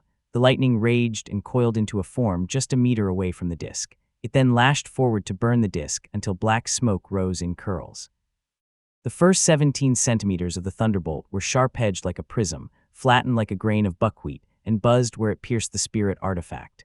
Its rear extended about 2 meters long, the flowing lightning gradually reversing course and turning back into streams of purple-white electricity that climbed toward the heavens. Chang Xiao slowly raised his 12-cornered lantern, dispersing the storm that clouded his vision. Only then did the thunder before him take clear shape. A silver-white spear, covered in intricate patterns, was pointed straight at him. Chapter 1151, Thunder Eye. Thunder roared across the heavens. Silvery white lightning surged along the spear and extended 2 meters outward. Though heavy rain still fell in the distance, the raindrops nearby rose into the air, turning into glistening spheres that slowly evaporated and shrank amid the thunder's radiance. The light from the lantern in Chang Xiao's hand grew increasingly brilliant, dispersing the lightning bit by bit. It revealed the pale hand holding the spear, lightning curling affectionately around the wrist before leaping onto the purple-white feathered sleeve. Only then did he clearly see the figure before him, a female cultivator with a high nose bridge, graceful brows, and almond eyes.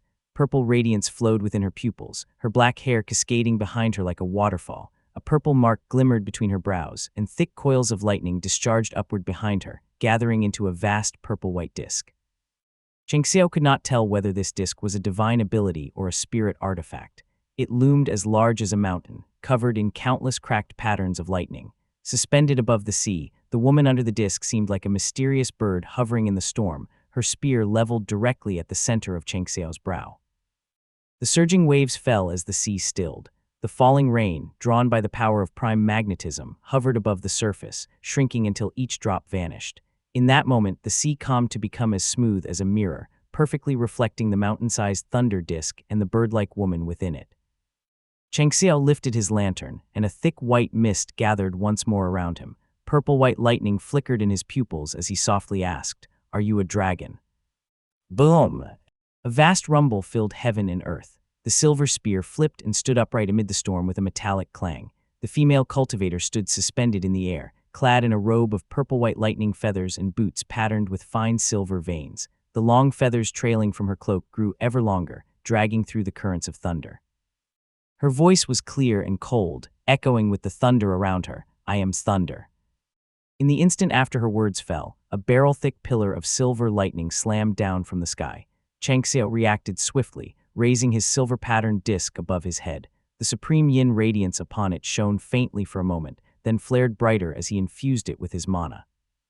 Another deafening crash followed, even louder than before. The thunder that came after was more majestic still, shaking the disc violently as it gleamed with blinding light. Chang Xiao watched in silence as purple-white lightning surged like a tide, rippling back and forth within the dark clouds and revealing a hazy figure within. The lantern in his hand burned ever brighter. The mirror-like sea was blanketed in purple-white light, reflecting the massive thunder disk above and below. The horizon began to reveal a faint golden glow. It's dawn. The morning sun slowly climbed over the horizon. The long night had ended, and rays of sunlight pierced through the clouds, casting light upon Chang Xiao's face and deepening the contemplation in his willow leaf eyes.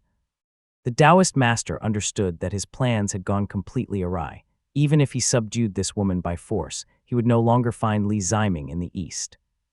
Though the mulberry conquered ninefold profound method could be used to locate him, Li Ziming was also a purple mansion realm cultivator. He would not be foolish enough to turn back. The heaven-venerating gate excelled at suppression and concealment. He must have fled under its power, leaving no trace behind. With his profound cultivation and years of experience, Chang Xiao quickly came to a conclusion. The Dragon Clan would never personally intervene in the current situation. The woman before him could only be a fortunate cultivator from some grotto heaven who had received Thunder's favor. Chang Xiao raised his head, his voice cold as he said, "It seems fellow Taoist gained some fortuitous encounter after devouring Thunder, becoming a Thunder of the Dragon Clan. Yet with merely purple mansion realm cultivation, you already display such arrogance. I merely passed through the sea region under your watch. If you wish to aid one of your bloodline's descendants, that is reasonable. For the sake of the Dragon Clan's face, I will overlook the matter concerning Li Ziming." He lifted his bright lantern, preparing to traverse the great void, when thunder suddenly erupted across heaven and earth. Purple-white lightning cascaded like a waterfall, and Chang Xiao's expression turned colder as he turned his head. The thunder that had long gathered between heaven and earth now rumbled to life.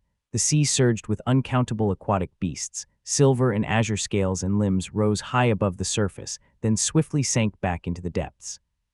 The woman hovered within the purple-white lightning pool disk that was covered in shattered thunder patterns. The dark clouds of the storm converged toward it, like stars surrounding the moon, encircling the thunder pool between heaven and sea. "Then I shall not overlook it," her bright, crystalline voice echoed across heaven and earth. "After all, the dragon clan's face is worth something. Yours is not."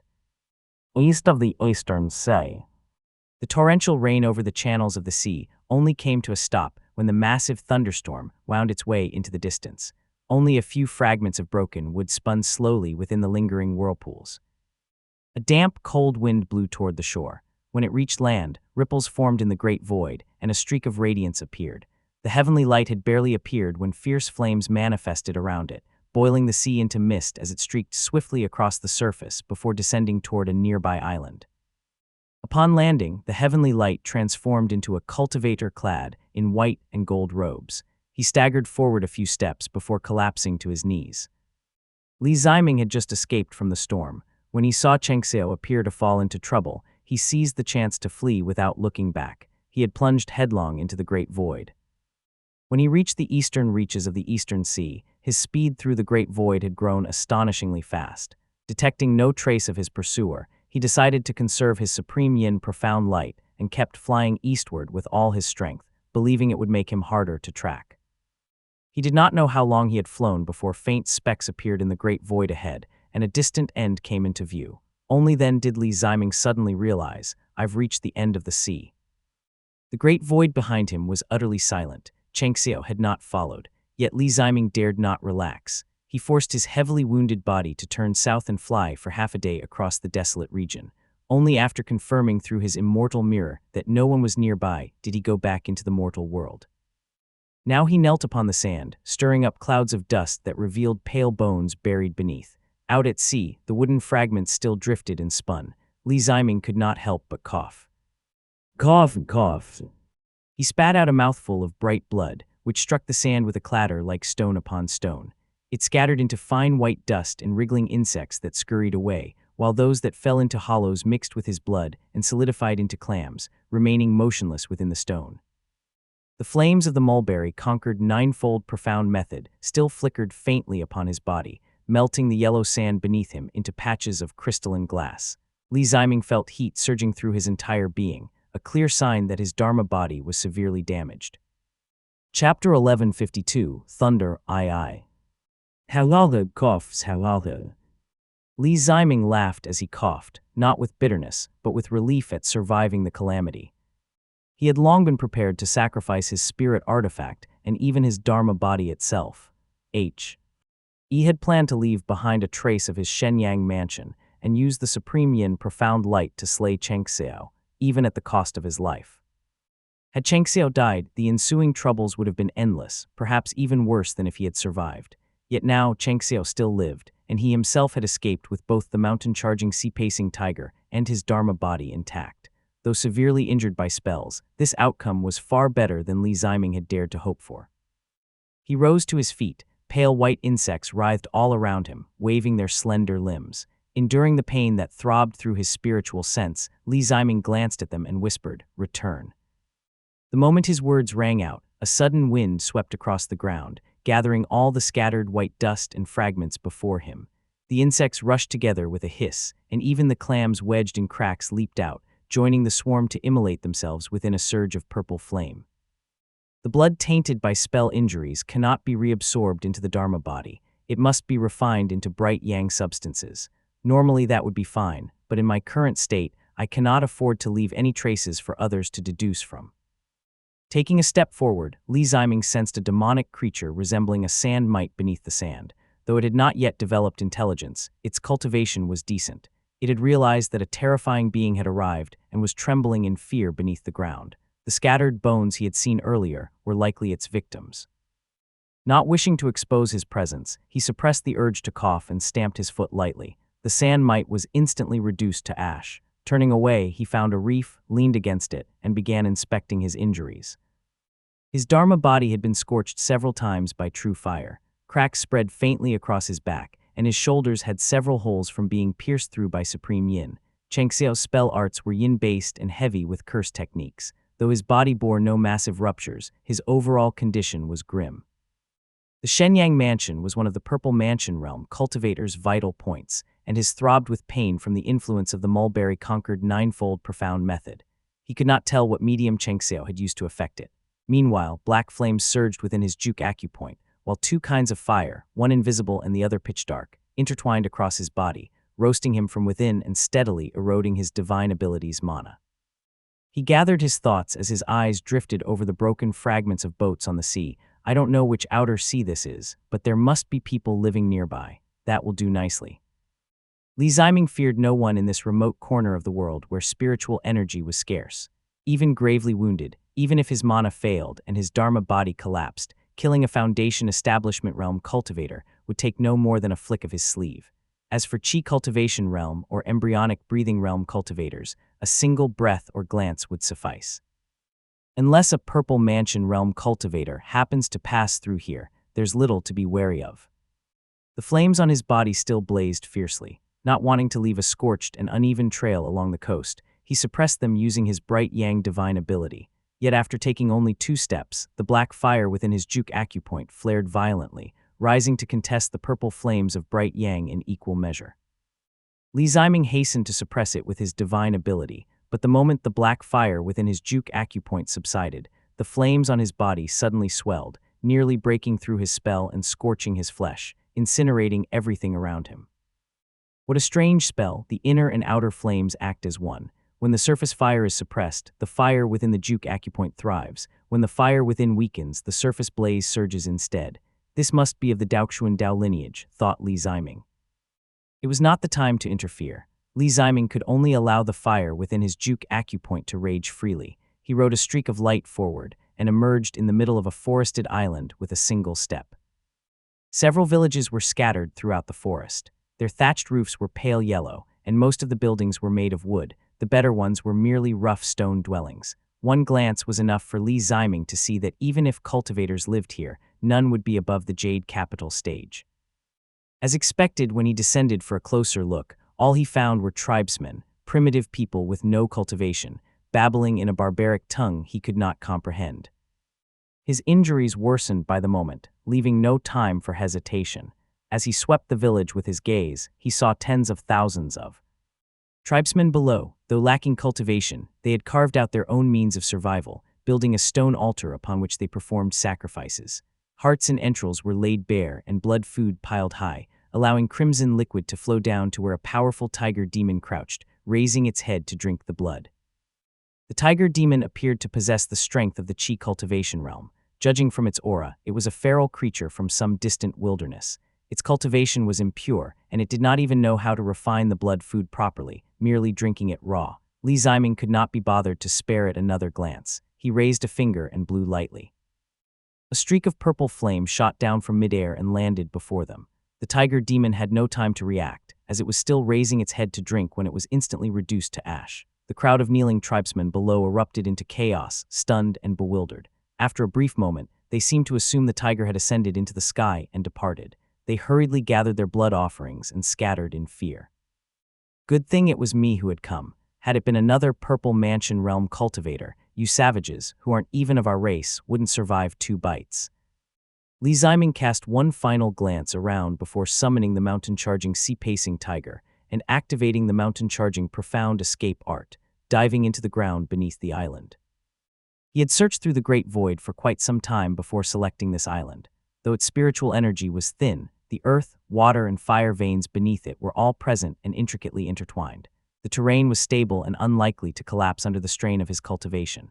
Since he was injured and lacked the skill to lay formations, healing in an ordinary area would only cause strange stones or spiritual flora to appear, drawing unwanted attention. After burrowing through the earth veins for a while, Li Ziming found a spot where the earth and water veins were gently intertwined. He set down a simple formation plate, sat cross-legged, and focused his will. The flames within his juke acupoint were already raging uncontrollably. Activating the heaven-venerating gate divine ability, he struck downward with effort. Boom! A surge of black fire erupted from his body, spreading outward with a deafening roar. Deep underground, the flames gathered into a tide of fire-baleful chi, causing the surrounding earth veins to churn restlessly. The Mulberry-conquered ninefold profound method was extraordinary to begin with, and having been cast by Cheng Xiao, a late-stage Purple Mansion realm cultivator who had crossed the immortal threshold, it was tenacious beyond belief. His strike had not just failed to dispel it. Instead, it triggered the full force of the spell, setting the earth veins into violent upheaval. Li Ziming couldn't help but cough up blood, which was immediately burned away in the fire. He pushed the heaven-venerating gate to its fullest, forcing the flames within the Juke Court outward and to one side of his body. Though Li Ziming had never studied the Mulberry-conquered ninefold profound method, he could now vaguely grasp its nature. Left unchecked, its power should have grown fiercer with time, but since his heaven-venerating gate divine ability specialized in suppression and refinement, it had kept it from advancing even an inch.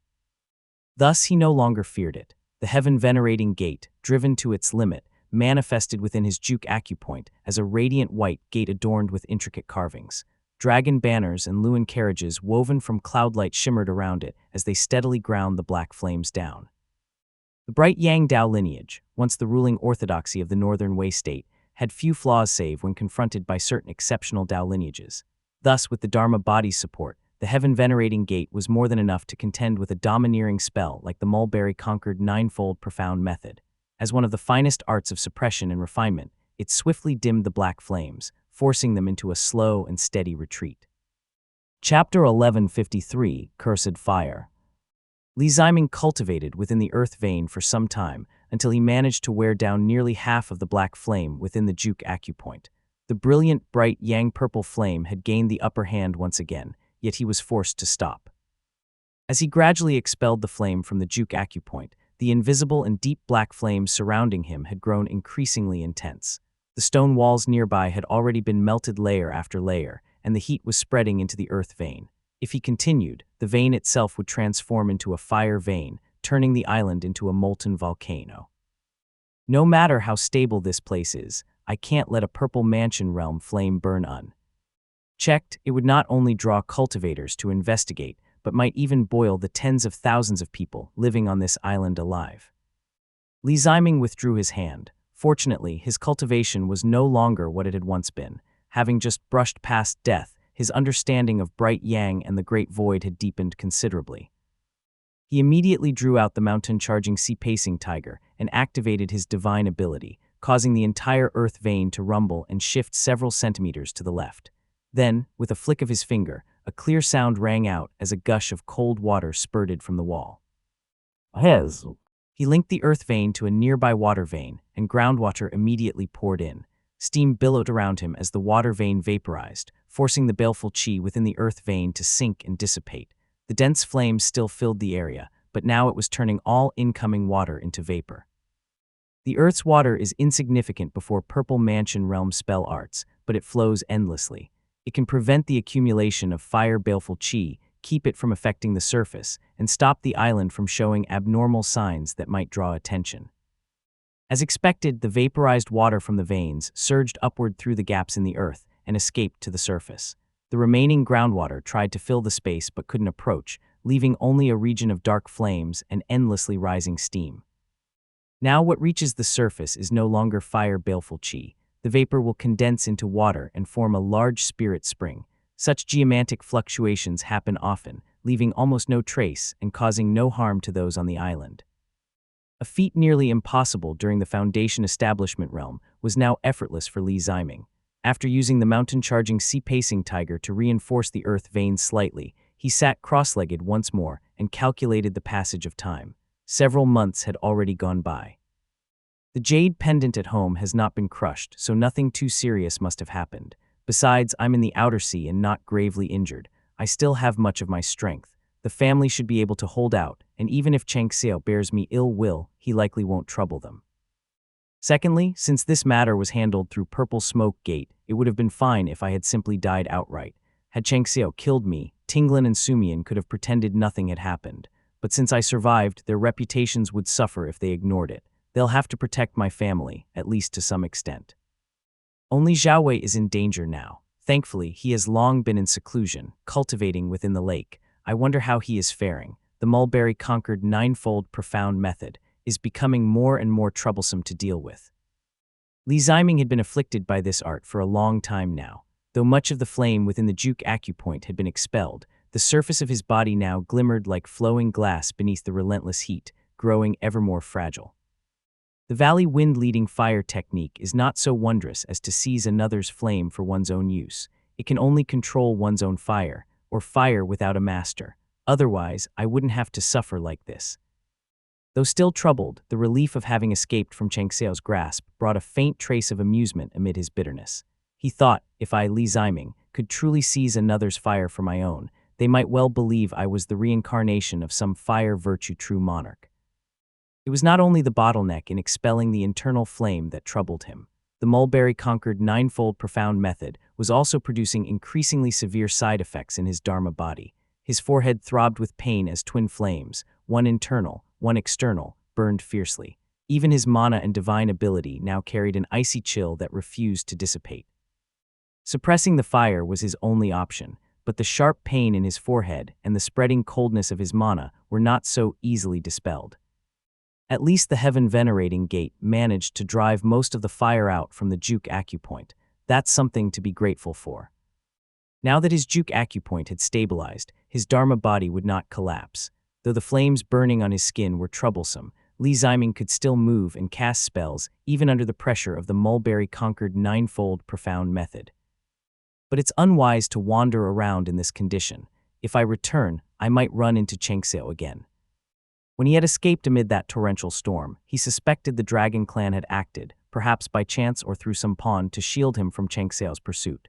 Zhao shooting has been stationed in the northern sea day after day. It couldn't have been him. The others have no reason to intervene. Senior Chalong is in the southern sea, so it mustn't have been a dragon. Unfortunately, that means I've used up Zhao Wei's favor with the Dragon Clan. I truly owe him.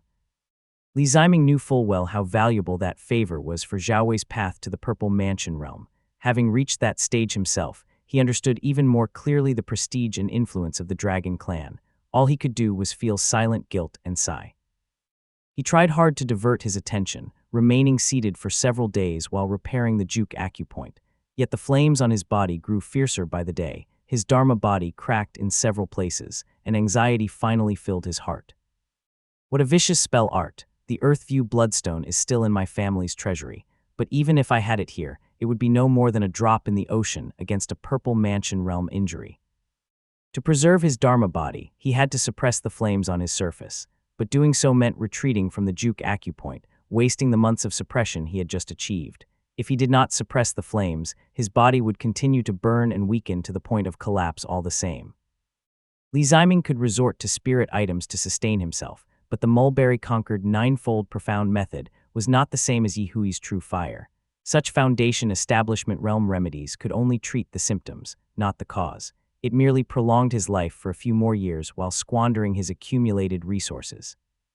If I don't want to sit here waiting for death, I'll have to take the risk and go out to search. But in this state, surrounded by blazing fire, I'm like a beacon in both the great void and the mortal world. Who wouldn't see me? After long contemplation, he silently lifted his head.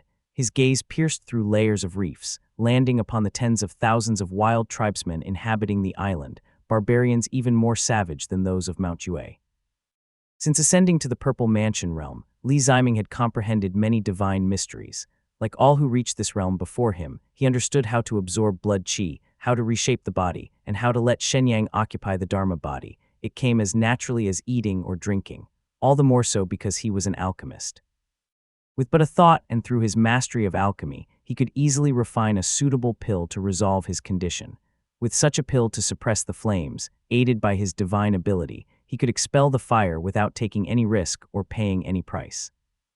Li Ziming stared in silence for a brief moment, his ears twitching slightly before he finally closed his eyes.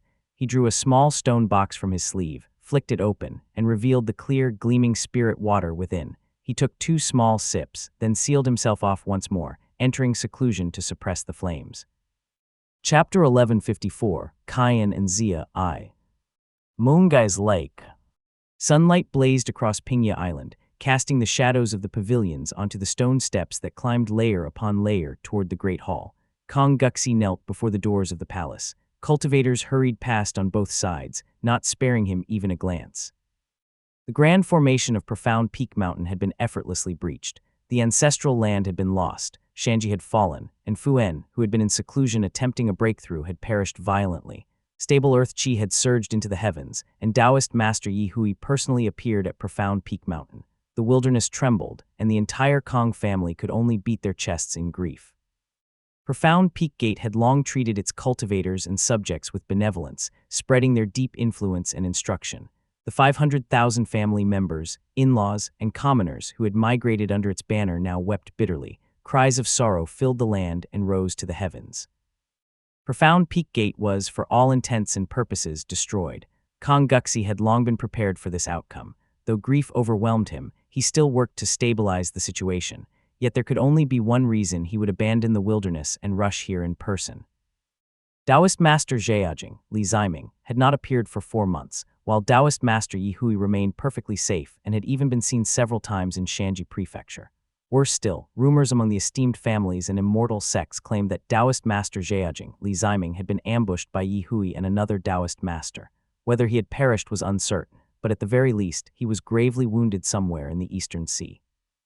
The news made Kong Guxi's legs go weak.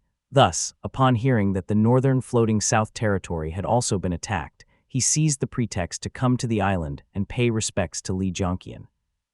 Yet none of the cultivators around him paid him any heed. Some even cast scornful looks or whispered among themselves, "The Lan." Kong Guxi watched, the more anxious he became.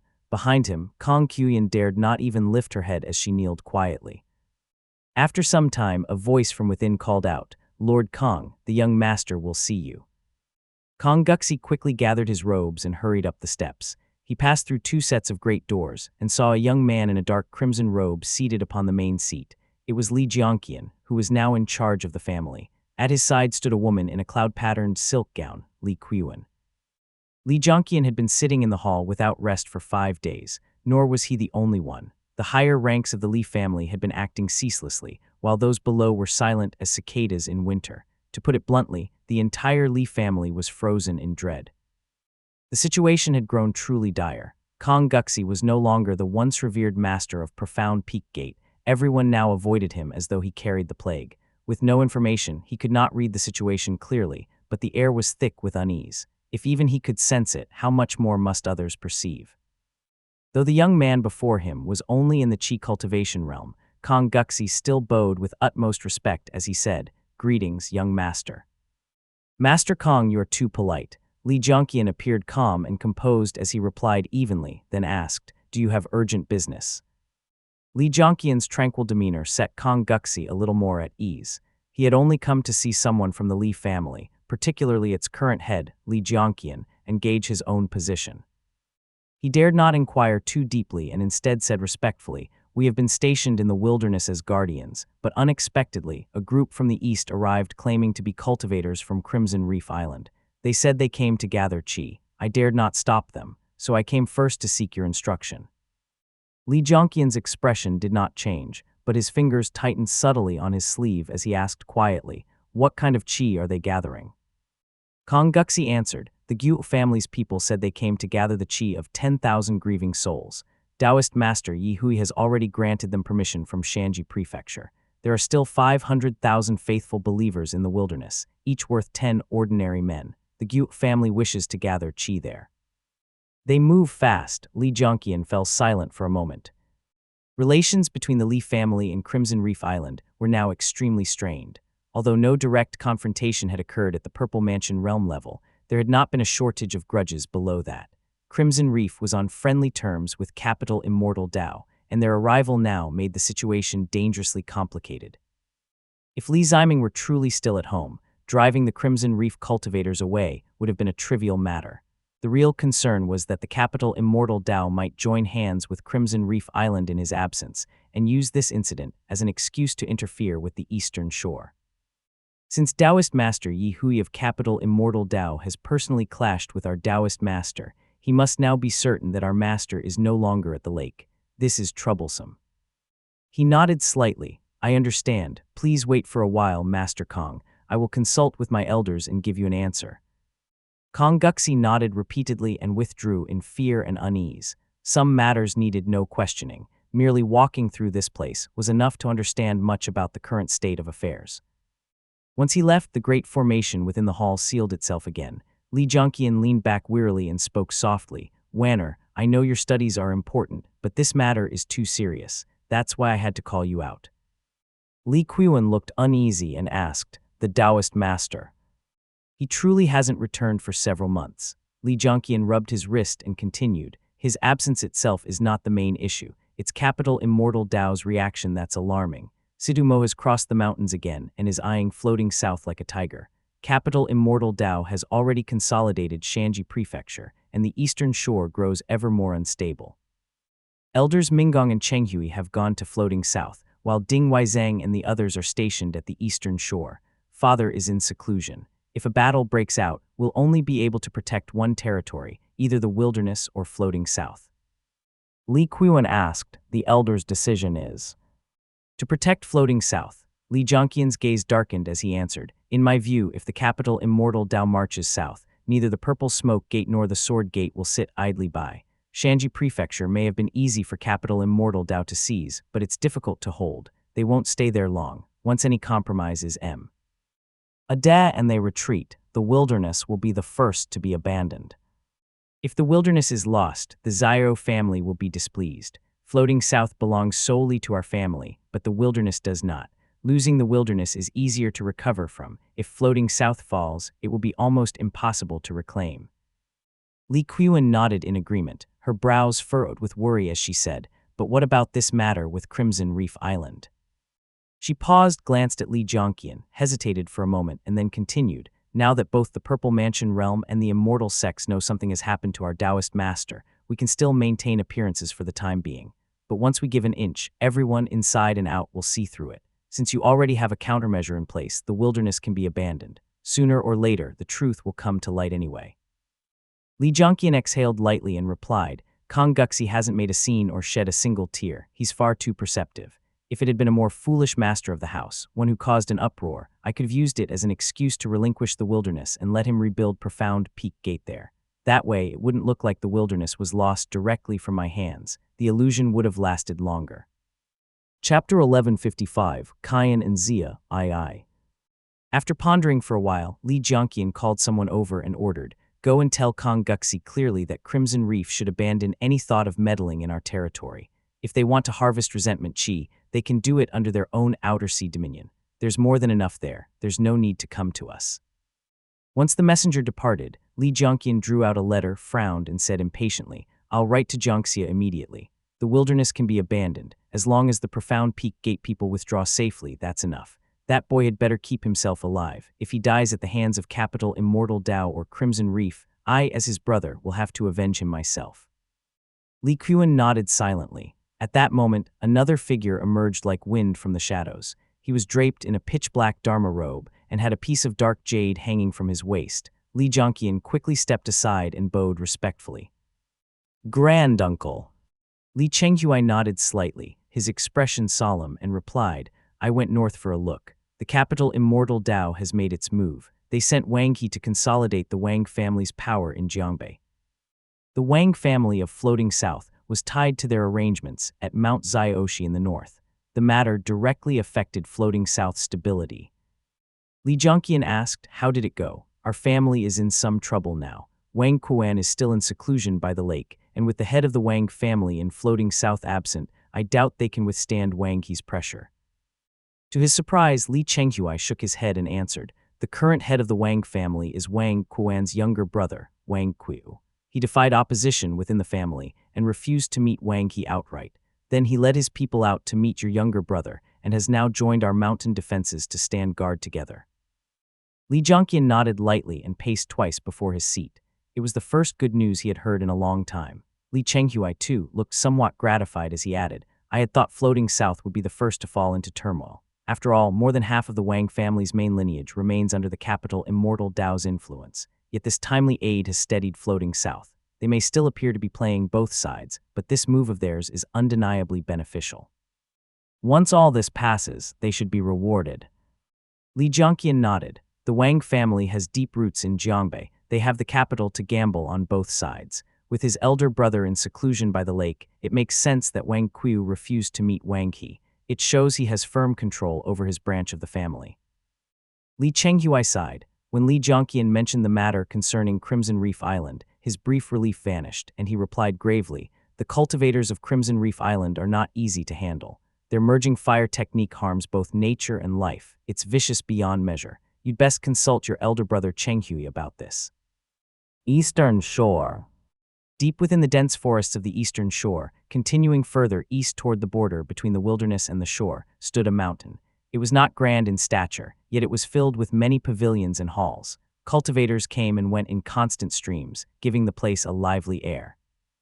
At the summit, a broad-shouldered man with golden eyes exhaled slowly within the grand hall and rose to his feet. Heavenly light shimmered faintly around him as he stepped forward. Several trusted retainers immediately approached and bowed respectfully. "Third young master." Li Jianxia lifted his chin slightly and asked, "How long has it been?" "My lord, 2 months have passed." Li Jianxia possessed extraordinary talent in cultivation, second only to his elder brother Li Jianqian. His resources were among the finest, and he had never once worried about bottlenecks in his cultivation, only that his foundation might not yet be firm enough or his spell arts too few. After 2 months of effort, he had advanced smoothly to the 5th stage of the Qi cultivation realm, with energy to spare. Settling his mind, he asked calmly, "Has anyone seen the Taoist master?" As the overseer of all the families along the eastern shore, Li Jianxia was known for his generosity and open character, which naturally drew many loyal followers to his side. They had all gathered to report with several local officials, but at his question, they all hesitated and shook their heads. Li Jianxia's expression darkened immediately. He ordered them to recount the recent events, and his eyelids twitched uncontrollably as he listened. Then he asked, "Where are the elders currently stationed?" The gathered cultivators lowered their heads and muttered uncertainly. At last, a guest cultivator, who was apparently from the wilderness, stepped forward. He was an early-stage Qi cultivation realm cultivator who had joined only a few years ago. His surname was Fu, and he had once belonged to Profound Peak Gate before changing his allegiance. The man seemed rather quick-witted as he smiled. "My lord, I received word from my kin through Kong Guxi that elders Minggong and Chenghui are both stationed in the floating South Territory." Li Jianxia raised his eyes at that, took note of the man, and after sweeping his gaze around the hall, waved his sleeve as he said, "Everyone return to your duties. There's no need for so many people here." He paused, his expression somewhere between amusement and a smirk. "Master Fu, you stay." The others hurriedly withdrew, leaving only a few trusted aides in the hall. Just then, the Jade Court guards brought up a letter from below. As Li Jianxia tore open the seal and began reading, he remarked, "You do keep yourself well informed." He glanced through the letter and saw that his elders were indeed in floating south. Understanding dawned upon him, so Crimson Reef Island is getting involved too. Li Jianqian intends to abandon the wilderness. A sound strategy, perhaps. The cultivators of Profound Peak Gate can be relocated easily enough. But Li Jianqian, have you thought about the 500,000 common folk living in the wilderness? Neither Crimson Reef Island nor the capital Immortal Dao will pass up a chance to profit. Once the land is abandoned, they won't bother with any noble talk of resettling the people to strengthen Shanji. They'll strip it bare, take everything, and leave nothing behind. Irritated, he waved the Jade Court guards away. Master Fu, pleased by the praise, stepped forward with a smug expression. Seeing that the hall was surrounded by Li Jianxia's retainers, he cupped his hands and murmured, "Young master, the capital Immortal Dao eyes us like a tiger and will surely send troops east. The wilderness and the eastern shore have long benefited from your kindness and are our bulwarks. We cannot afford to lose them. I hope you will prepare early." Li Jianxia folded his hands behind his back and asked, "What preparations do you suggest?" Master Fu lowered his voice and said, "When the capital Immortal Dao attacks, first abandon a few outlying strongholds along the shore. Once the enemy touches floating south, split forces toward the second young master to relieve pressure. If the Profound Peak Gate's formations cannot hold, cede the wilderness and withdraw to the eastern shore. Our elders will be compelled to come to the rescue. Even if the wilderness is lost, your strength will be preserved." Li Jianxia understood his meaning at once. He glanced to the side and said, "If our elders come to defend the eastern shore, floating south will be caught between the Golden Tang Gate and the capital Immortal Dao. Their retreat will be cut off by cultivators crossing the river, and my second brother's forces will be routed. We will lose both ground and people." Master Fu smiled and said nothing. He watched Li Jiangxia tuck the letter away and look up at him. The young man's golden eyes glittered as he lifted one foot, revealing a black iron boot threaded with golden lines. Master Fu froze at the sight, saying, "Young master, you are." Thud. Suddenly a tremendous force struck him as a heavy kick landed in his chest. The sound of bones cracking rang out as he was hurled through the air. He crashed through a pillar with a thunderous impact and continued through several more columns as he spat blood. Splat. Li Jiangxia's ga. Z turned icy as if he might tear the man apart on the spot. He stepped forward, reached out, and drew a gleaming sword from a retainer's hand with a metallic ring. He aimed its bright point between Master Fu's brows. "You dog-born wretch, if there is to be a struggle for power, it will be the Li family who takes from the Li family. Who do you think you are, coming here to sow discord and play your treacherous double-dealing games?" Master Fu had no idea where Li Jiangxia's sudden strength had come from. His chest burned, and he opened his eyes to meet merciless golden pupils. The young man's usual frankness and generosity were gone, replaced by a cruel, terrifying sharpness. "Young master." Li Jiangxia pressed the sword against his throat. The retainers nearby had long known this man had courted danger, but not to this extent. They hurriedly pleaded, whispering, "The Fu family is an external family to Profound Peak Gate. In such a crisis, it is not appropriate to." Profound Peak Gate. Li Jiangxia hesitated for a moment. He then seized Master Fu by the collar and hoisted him up with one hand. The muscular man struggled, cold sweat pouring from his brow, as Li Jiangxia's voice cut through him like ice. "If those words escape your lips again, Profound Peak Gate will be kneeling on Pingya Island. Kong Guxi will flay you alive to protect his ancestral Dao lineage." Chapter 1156, Threat I. He lifted the man by the collar, tossed him to a trusted aide, paused briefly and instructed, "Send him to Kong Guxi." The aide left with the prisoner, and only then did a young man enter from outside the hall. He seemed to have been waiting for quite some time. When he approached and cupped his hands in greeting, Li Jiangxia's expression softened considerably as he said, "Xuantong, your timing is perfect." Xuantong was the most outstanding member of his generation in the family. He was a year older than Li Jiangxia and had already achieved the qi cultivation realm. During his seclusion deep within the forest, he mastered a third-grade cultivation technique known as the Azure Cliff White Mist Art. It belonged to the Jiang family's Dao lineage, which, after Jade True's return, regained its spiritual energy, allowing him to practice it once more. His robes were still dusty from travel. Bowing with clasped fists, he took a jade pendant from his sleeve and said, "Young master, I've just come from the forest. Lord Qi sent this message. This jade pendant carries his spiritual imprint. Should there be any disturbance in the wilderness, crush it, and he will come to your aid." "Good." Li Jiangxia tucked the pendant into his sleeve and started walking forward, only to hear Xuantong speak quietly behind him. "I heard that Profound Peak Gate has lost much of its influence. The smaller families along the wilderness border are beginning to waver and are exchanging glances with capital Immortal Dao. Neither side seems at peace."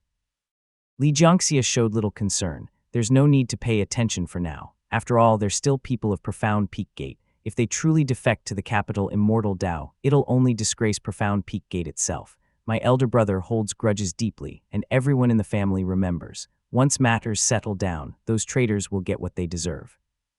He asked instead, "Lorden has gone missing, and with all that's happened lately, has your household remained at peace?" Xuantong respectfully replied, "Their family has served loyally for 5 generations. Everyone in the household worries for the clan's affairs. Several of my younger brothers have already emerged from seclusion, while the elders have repeatedly petitioned to go east and fight capital Immortal Dao, though the old elder stopped them each time." Unlike his taciturn forebears such as Siwei, Xuantong was far more assertive. Li Jiangxia knew his words were no mere politeness. The Nan and Chen families were deeply intertwined with the Li family. They were firmly bound to its cause. Whenever the Li family faced trouble, these two houses grew most anxious. He simply replied, "Elder Zhayan is too old to take such risks. Leave these matters to the younger generation. Has Pei Zai come out of seclusion? I'll go see him. Handle the affairs below as you see fit." Xuantong quickly nodded and replied, "Lord Pei is currently handling affairs in the wilderness." Pei Zai was a rogue cultivator of the wilderness and one of Li Jiangxia's closest friends, whom he had known for 5 or 6 years. Gifted by nature and older in age, the man had advanced to the late stage of the qi cultivation realm largely due to the cultivation resources he received from Li Jiangxia when they first became acquainted. As Li Jiangxia's most trusted subordinate, and Xuantong had already arranged everything. After reporting Pei Zai's location and seeing Li Jiangxia off, he turned back and sought out one of his men.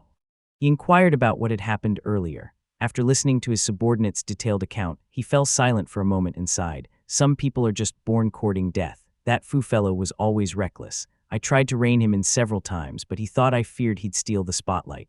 The moment I went into seclusion, he ran off to get himself killed. He gave a cold laugh and asked, "So be it. Did the young master send him to the lake, or to Profound Peak Gate?" "My lord, he was sent to Profound Peak Gate." Xuantong thought to himself, so it's to prevent the eldest young master from making an issue of Profound Peak Gate. It seems the third young master still feels pity for the people of the wilderness. Even if a retreat is coming, he'll likely try to block the capital Immortal Dao and bring more people back to the eastern shore. But by sending him there, Profound Peak Gate will find itself in a difficult position. Fu En, after all, was loyal and upright. Some people's hearts will surely grow cold over this.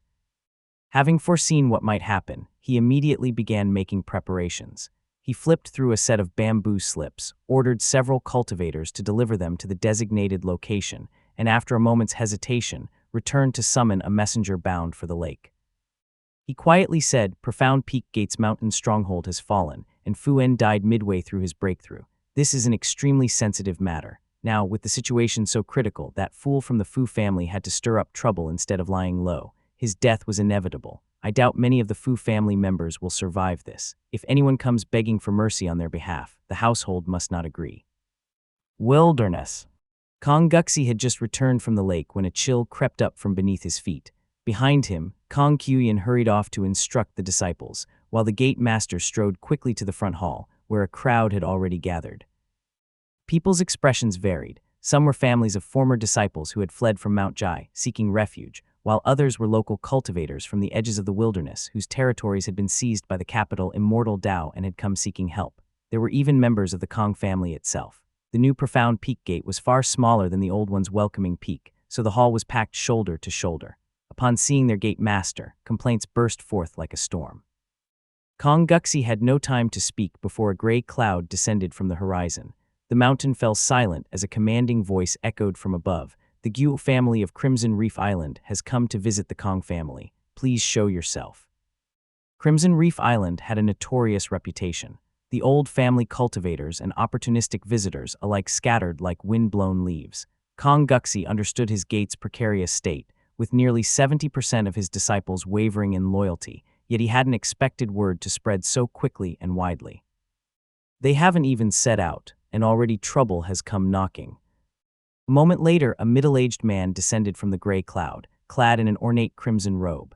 His cultivation had reached the peak of the Foundation establishment realm, and a command token hung from his waist. Behind him, rows of Crimson Reef cultivators stood in formation. Though his expression was dark and severe, the sight of that retinue gave him an unmistakable air of authority. "May I ask, my lord?" Kong Guxi stepped forward to greet him, but the man's face remained expressionless as he said, "Crimson Reef Island, Guo Hongjian."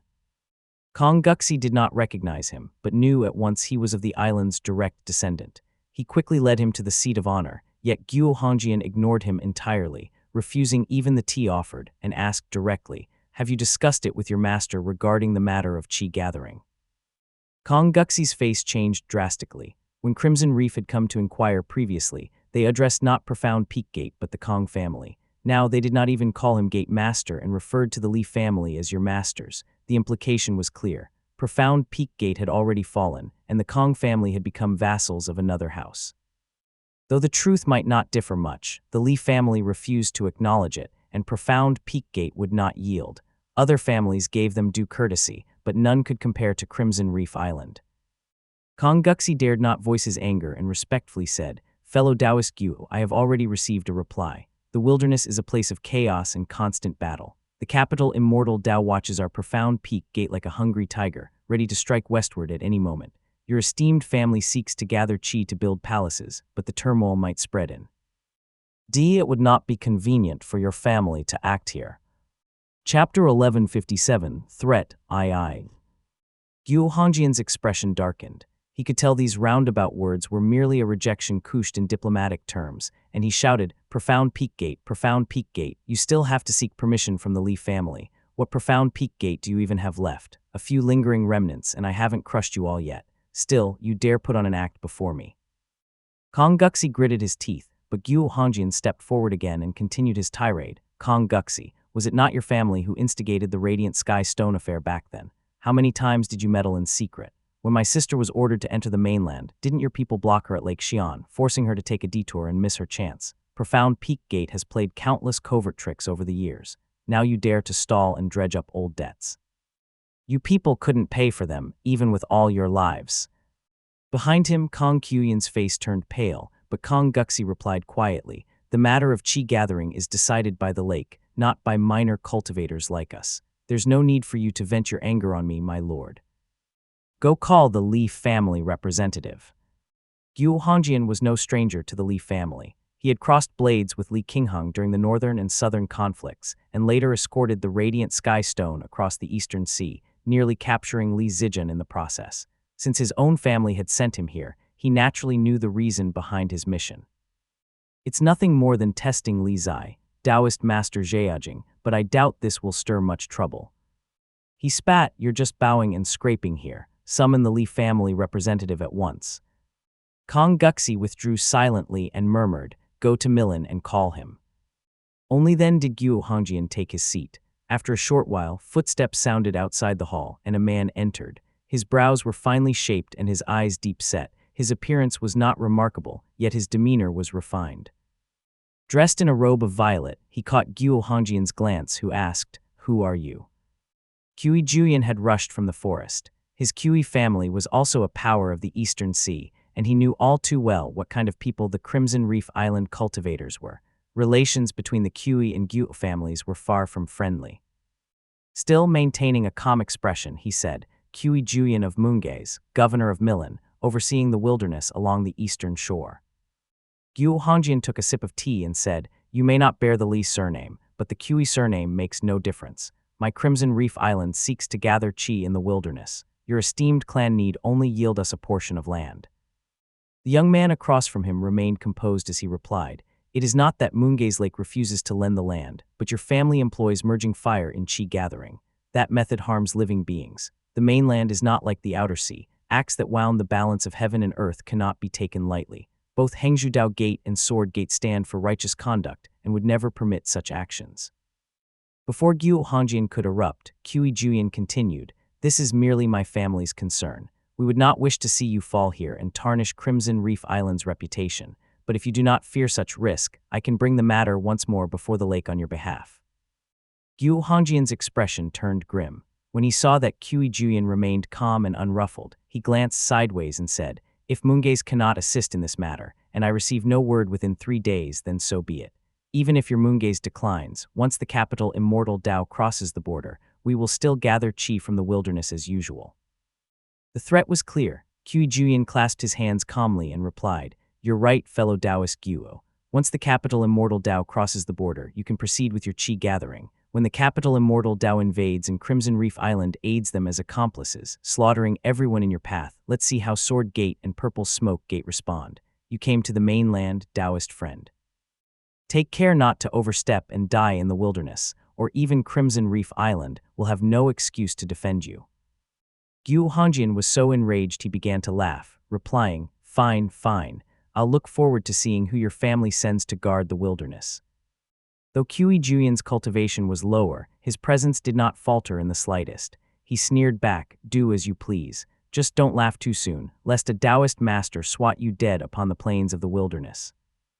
Qi Juyan flicked his sleeve and departed, leaving Guo Hongjian somewhat uncertain. After all, this was a matter of life and death. He thought to himself, I should still pay. My respects at Taoist master, Yihui's mountain gate and seek divine instruction. This Qi fellow seems to have backing, so he must be investigated. Guo Hongjian rose into the air and left on the wind. The two had parted on poor terms. Watching from the side, Kong Guxi let out a quiet sigh of relief. He was less afraid of their quarrel turning ugly and far more afraid that the Li family might start compromising in negotiations. Once the doors were shut and the defensive formation activated, Kong Guxi finally said, Kui Juyan was firm. It seems the lake still has cards to play. Kong Kuyan nodded, her voice tinged with unease. I hope so. Kong Guxi sighed softly. With the mountain gate gone, our profound peak gate truly owes the Fu family. We must take good care of their survivors from now on. Kong Kuyan only nodded. Kong Guxi studied her haggard face. The past 2 years had clearly worn her spirit thin. The calm grace once unique to a scion of a great family had long faded away to be replaced by restless anxiety. The sight left a bitter taste in his mouth as he said, Yanner, I too was short-sighted. When the Northern and Southern War was approaching, the Gate discussed forming a marriage alliance with the Li family, but I clung to the pride of the immortal Gate and thought it unworthy to have you marry into their house. At that time Li Zicheng had died, and Aunt Tingyun even asked you to meet Li Zijian once. You thought well of him too, yet those old stubborn fools and arrogant ones like me shut the door on it completely. Otherwise. Kong Kuyan did not answer at first. After a moment she finally said, Otherwise what? The Gate would be in a better state now, or I'd already be a widow. My lord, though your heart is for the Gate, such words should not be spoken. I still have Gate affairs to handle, please excuse me. She exited through the side door. Kong Guxi had not expected such a response and was left standing there, stunned. Just then, loud and hurried knocks echoed from the hall doors. Though his mind felt hollow, his body reacted before thought. He opened the door and found an old man pounding frantically upon it. Stunned, Kong Guxi stepped aside and saw someone being held down in the courtyard. It was a man in ornate robes and an obscured face. The elder Kong Gili, his face flushed red, spoke in a quiet voice, Gate Master. Fu Jai provoked the third young master and attempted to harm one of the direct descendants. He has been subdued and brought before the hall. The third young master's instruction is for you to handle him personally. Kong Guxi's vision darkened as he nearly fainted. After steadying himself, he asked, He's of Elder Fuen's direct lineage, isn't he? Fu Jai. Yes, I've heard that name before.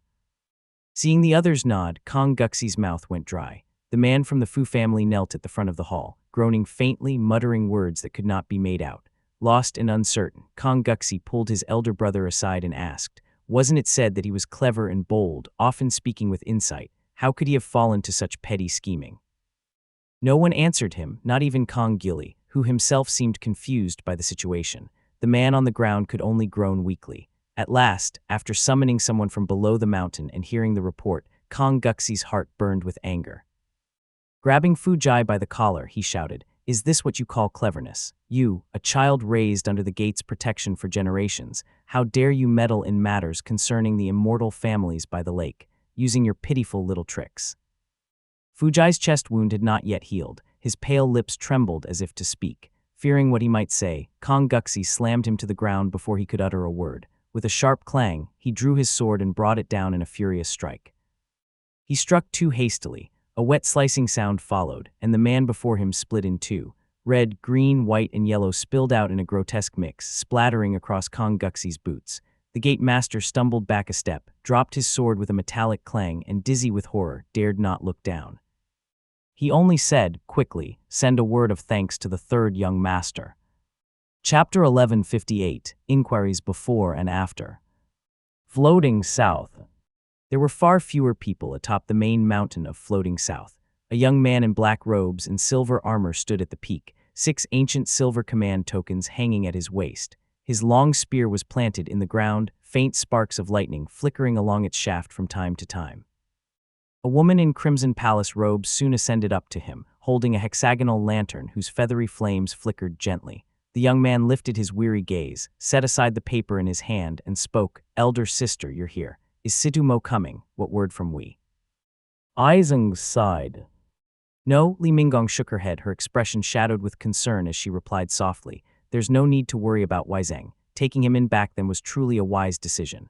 He's now a loyal and steadfast man who can stand on his own. With him keeping watch and the 2 of us holding the rear, Situ Mo won't act rashly. I came this time because I received news from the family. She handed the letter to Li Chenghui. The young man read it calmly, though surprise soon colored his face as he said, Fu Jai has been killed. The 2 exchanged glances. Li Minggong closed the hall doors and said quietly, whether this was a deliberate move by one of the young masters to undermine Profound Peak Gate's standing or not, it hardly matters. What's important is that Crimson Reef Island's Gu Hongjian appeared in person. That's a significant development.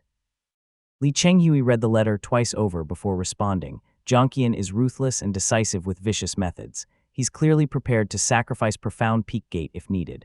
Jiangxia may be proud, but he favors straightforward action and has compassion for the common people. This arrangement suits the situation well, no need to alter it. As for Crimson Reef Island, let Guo Hongjian move as he pleases. The man seems dull-witted, but he follows Yi Hui's instructions to the letter. All we can do now is wait. Li Chenghui paused in thought, puzzled, then continued. Yet the capital Immortal Dao has been far too courteous toward our family. They've shown little interest in pursuing their grudge against Profound Peak Gate or Kong Heiying since taking the Mountain Gate. Otherwise, how could there still be no response even now?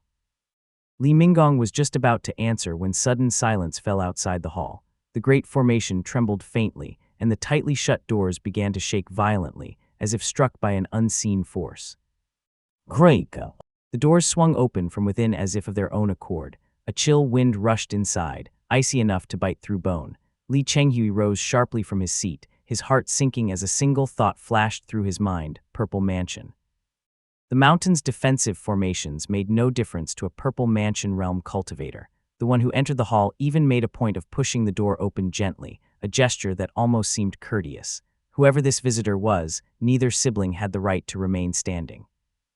They stepped aside and bowed deeply in greeting as Li Minggong respectfully said, "We do not know which revered Taoist master graces us with their presence. The younger generation of the Li family humbly welcomes you." A figure in plain brown robes appeared before them, yet faint divine radiance shimmered subtly from the fabric. Neither of them dared raise their heads as Li Minggong said reverently, "We pay our respects, Taoist master." The Taoist master's voice was calm, unhurried, and carried the weight of deep power. No need for excessive formality. I am Sumian, master of Xuanmiao Temple. I searched the seas several times without finding the Taoist master's trace, so I came here instead to question the two of you. The siblings quickly led him to the main seat and stood respectfully to one side. Only then did they dare glance at his appearance. He was dressed simply, like a lay cultivator, with the features of a man in middle age, showing little sign of decay, though his voice carried a deep, weighty tone. The situation grows turbulent, and traveling to the lake is troublesome. Seeing you both stationed here, I came instead to ask, has Taoist Jiajing returned? Li Minggong hesitated, yet with the Taoist master before her, she dared not exchange glances with her brother. That brief moment was enough for Sumian to sigh and say, "There's no need to conceal it. The seas are in turmoil, and I have heard the news. He was driven away by Cheng Xiao. I only wish to know his whereabouts. Even the slightest trace will do, so that we need not live in constant unease." Li Chenghui remained silent, unable to coordinate with his sister. Li Minggong spoke instead, voice filled with worry. "Taoist master, we have not returned to the lake for several days and still have to receive word of our Lord's return. We know nothing of his current state." Sumian studied Li Minggong for a long moment, as though discerning something in her expression, before asking doubtfully, "And where is Li Xiaowei? The situation is already in chaos, and still he refuses to emerge to steady the realm. Does he mean to wait until the capital Immortal Dao strikes? Without his presence to hold the line, how can a handful like you withstand any intrigue?" Faced with his rebuke, Li Minggong looked uneasy and could only answer, "The family head has gone into seclusion." Sumian brushed his sleeve impatiently. Of all times to enter seclusion, he chooses now, and that lake of yours has no abun. Dance of spiritual energy, he may be stuck there even longer. Li Minggong hesitated and murmured, "Yes, the time required for a foundation establishment realm breakthrough can vary greatly. This junior cannot be certain. As for us, the direct descendants." "Enough," Sumian cut her off with a flick of his sleeve and said curtly, "Just hold your post here at Floating South. Do not concern yourselves with the wilderness. I'll meet with Yi Hui and inquire into the full details myself." Both of them hurriedly gave thanks. When they rose from their bows, the Taoist master before them had already vanished. Li Chenghui stood there, unsettled, hesitating twice. The question he wanted to ask was still caught in his throat. Li Minggong's worry only deepened. She paced twice within the hall before speaking.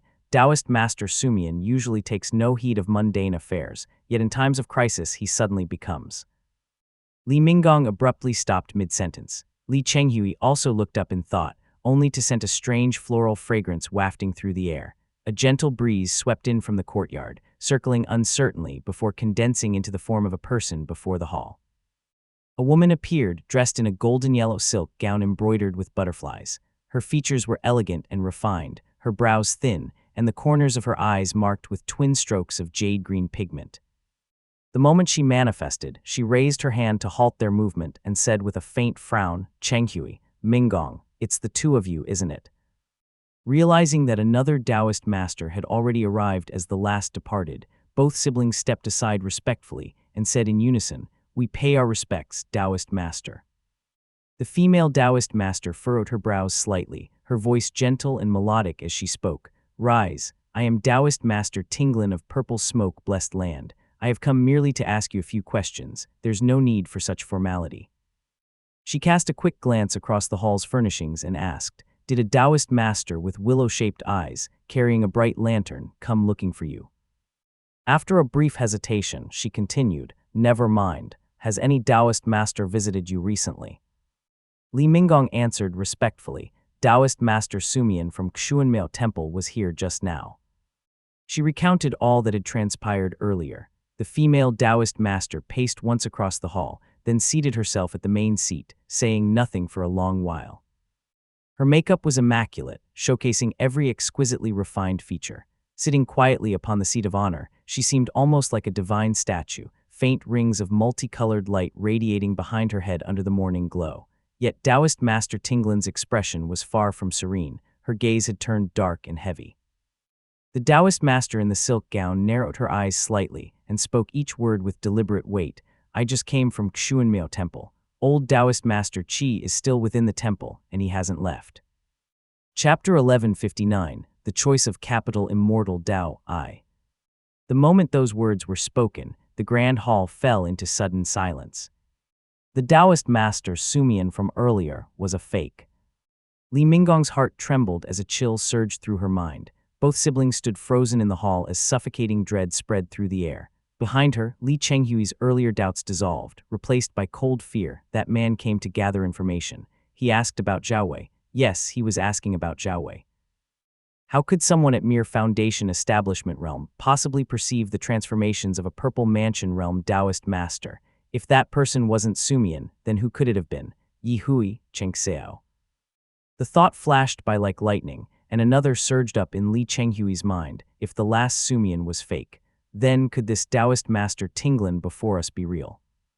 Tinglin lowered her gaze in thought. Seeing the two so stunned and doubtful that they could not speak, she tapped lightly on the table, her voice carrying a note of contemplation. He shouldn't be Cheng Xiao. Although Cheng Xiao's life divine ability doesn't specialize in bewitching the mind, it would have been more than enough to deceive the two of you while posing as Sumian. Logically, the intruder must be someone whose life divine ability has not yet matured. Her gentle tone gave them a moment to absorb her words. Seemingly having reached her own conclusion, she asked again, "Where is your family head currently in seclusion?" A breathless silence filled the hall, and Li Minggong was momentarily choked for words. Though everyone in the family knew of Li Zhaowei's seclusion, the exact location remained unknown. Yet it wasn't difficult to guess. It would surely be Zhaijing Mountain, where spiritual energy gathered and bright yang condensed. When the Taoist master before T. Him asked again, Li Chenghui stepped forward, clasped his hands, and spoke truthfully. "The matter of seclusion was decided between our family head and the Taoist master. It should be somewhere above the lake, though which mountain exactly, we do not know." Tinglin shook her head slightly and spoke in a firm tone. "Very well. Then tell me just one thing, how fares Zhaijing's soul lamp?" Without hesitation, Li Chenghui bowed and replied, "The soul lamp remains stable, Taoist master. If anything had happened to our Taoist master, the rising of bright yang would illuminate the entire region. The absence of any strange phenomena over the eastern sea is proof enough." "I know," Tinglin gave a slow nod. "There are no strange phenomena over the eastern sea. Otherwise, your household would not be in this state. As long as Zhaijing remains safe, Li Zhaowei's seclusion will not face trouble, though life may be somewhat harder for a time." She rose from her seat and walked down the steps, speaking softly. "I heard that your family still keeps the command token of my sacred land, the one left behind by Lingyanzi in years past. As it happens, our sacred land is taking in disciples these few days, and there are still a few extra positions. Lingyanzi's lifespan is running short, and he is eager to pass on his teachings. Send a few people over." Having spoken, she swept out of the hall like the wind. Both siblings bowed deeply in farewell. After the Taoist master had long departed, Li Minggong rose, feeling a chill down her back, and whispered, "Brother, Foundation Establishment Realm cultivators cannot see through divine abilities, let alone taking on the form of a Taoist master. Even if one turned into our own ancestor, how many of us could truly discern the difference?" Li Chenghui's expression was grave as he picked up his spear from where he laid it down and said, "Even if we could see through it, we should act as though we couldn't. The less said, the better." Taoist Master Tinglin spoke of old matters and clearly explained the path to the purple smoke-blessed land. She's unlikely to be an impostor. He fell silent for a while, avoiding any mention of Li Ziming or Li Xiaowei, and asked instead, who among the Jiang generation would be suitable to go to Purple Smoke Gate? Li Minggong understood his silence from the weariness in his eyes and answered, "Purple Smoke Gate mainly accepts female cultivators, and their standards are strict. I think Kuai is the most suitable, though the other children could also try. Whoever remains in the end will become a disciple under the Purple Smoke Gate." "Then we'll send someone." Li Chenghui hesitated slightly before saying, "But with the world in turmoil, it's unwise for our direct descendant to travel. We also lack people to escort them. Let's write a letter first, inviting Senior Ling Yanzi to visit. When the time comes, he can bring them back himself, avoiding unnecessary complications." The young man set his brush down on the table and said, "It's just that. Although Kuai is obedient and well-behaved, she lacks decisiveness. With our family in trouble, once she enters another's domain, I worry she might be bullied." Li Minggong stepped forward, set the lamp upon the table, and comforted him. "The future is uncertain. At least she'll have some protection once she joins Purple Smoke Gate. A person's temperament isn't fixed forever. The clan once said our elder brother was destined for greatness, that I was too gentle and you too reserved, but haven't we each found our place now?" Li Chenghui finally nodded. Weariness showed on the young man's face when his elder brother Li Qinglia was mentioned. He replied, "If Brother Qinglia was still here, our household would be much more stable. The younger generation has grown weak and undisciplined, and we too took up our duties halfway, without the energy to properly manage them." After writing the letter to Purple Smoke Gate, he handed it to Li Minggong.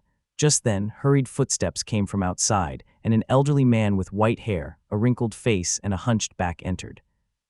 Buzhai was now better dressed and almost resembled a family head at a glance, though his anxious expression spoiled any semblance of composure. He reported hastily, "My lords, Sidumo has made his move. The cultivators of the capital Immortal Dao have reached the riverfront, and cries for help are coming from the northern border." Li Chenghui's figure flashed like lightning as he shot through the corridor. Li Minggong followed Buzhai out of the hall at a more sedate pace. Seeing the old man's panic, she whispered to reassure him, "Elder, there's no need to worry. Floating South is heavily fortified. These attackers are merely trying to delay us. The main force has gone to plunder the wilderness." Buzhai did not know much, but Li Ziming's disappearance alone was enough to terrify him, having survived a century.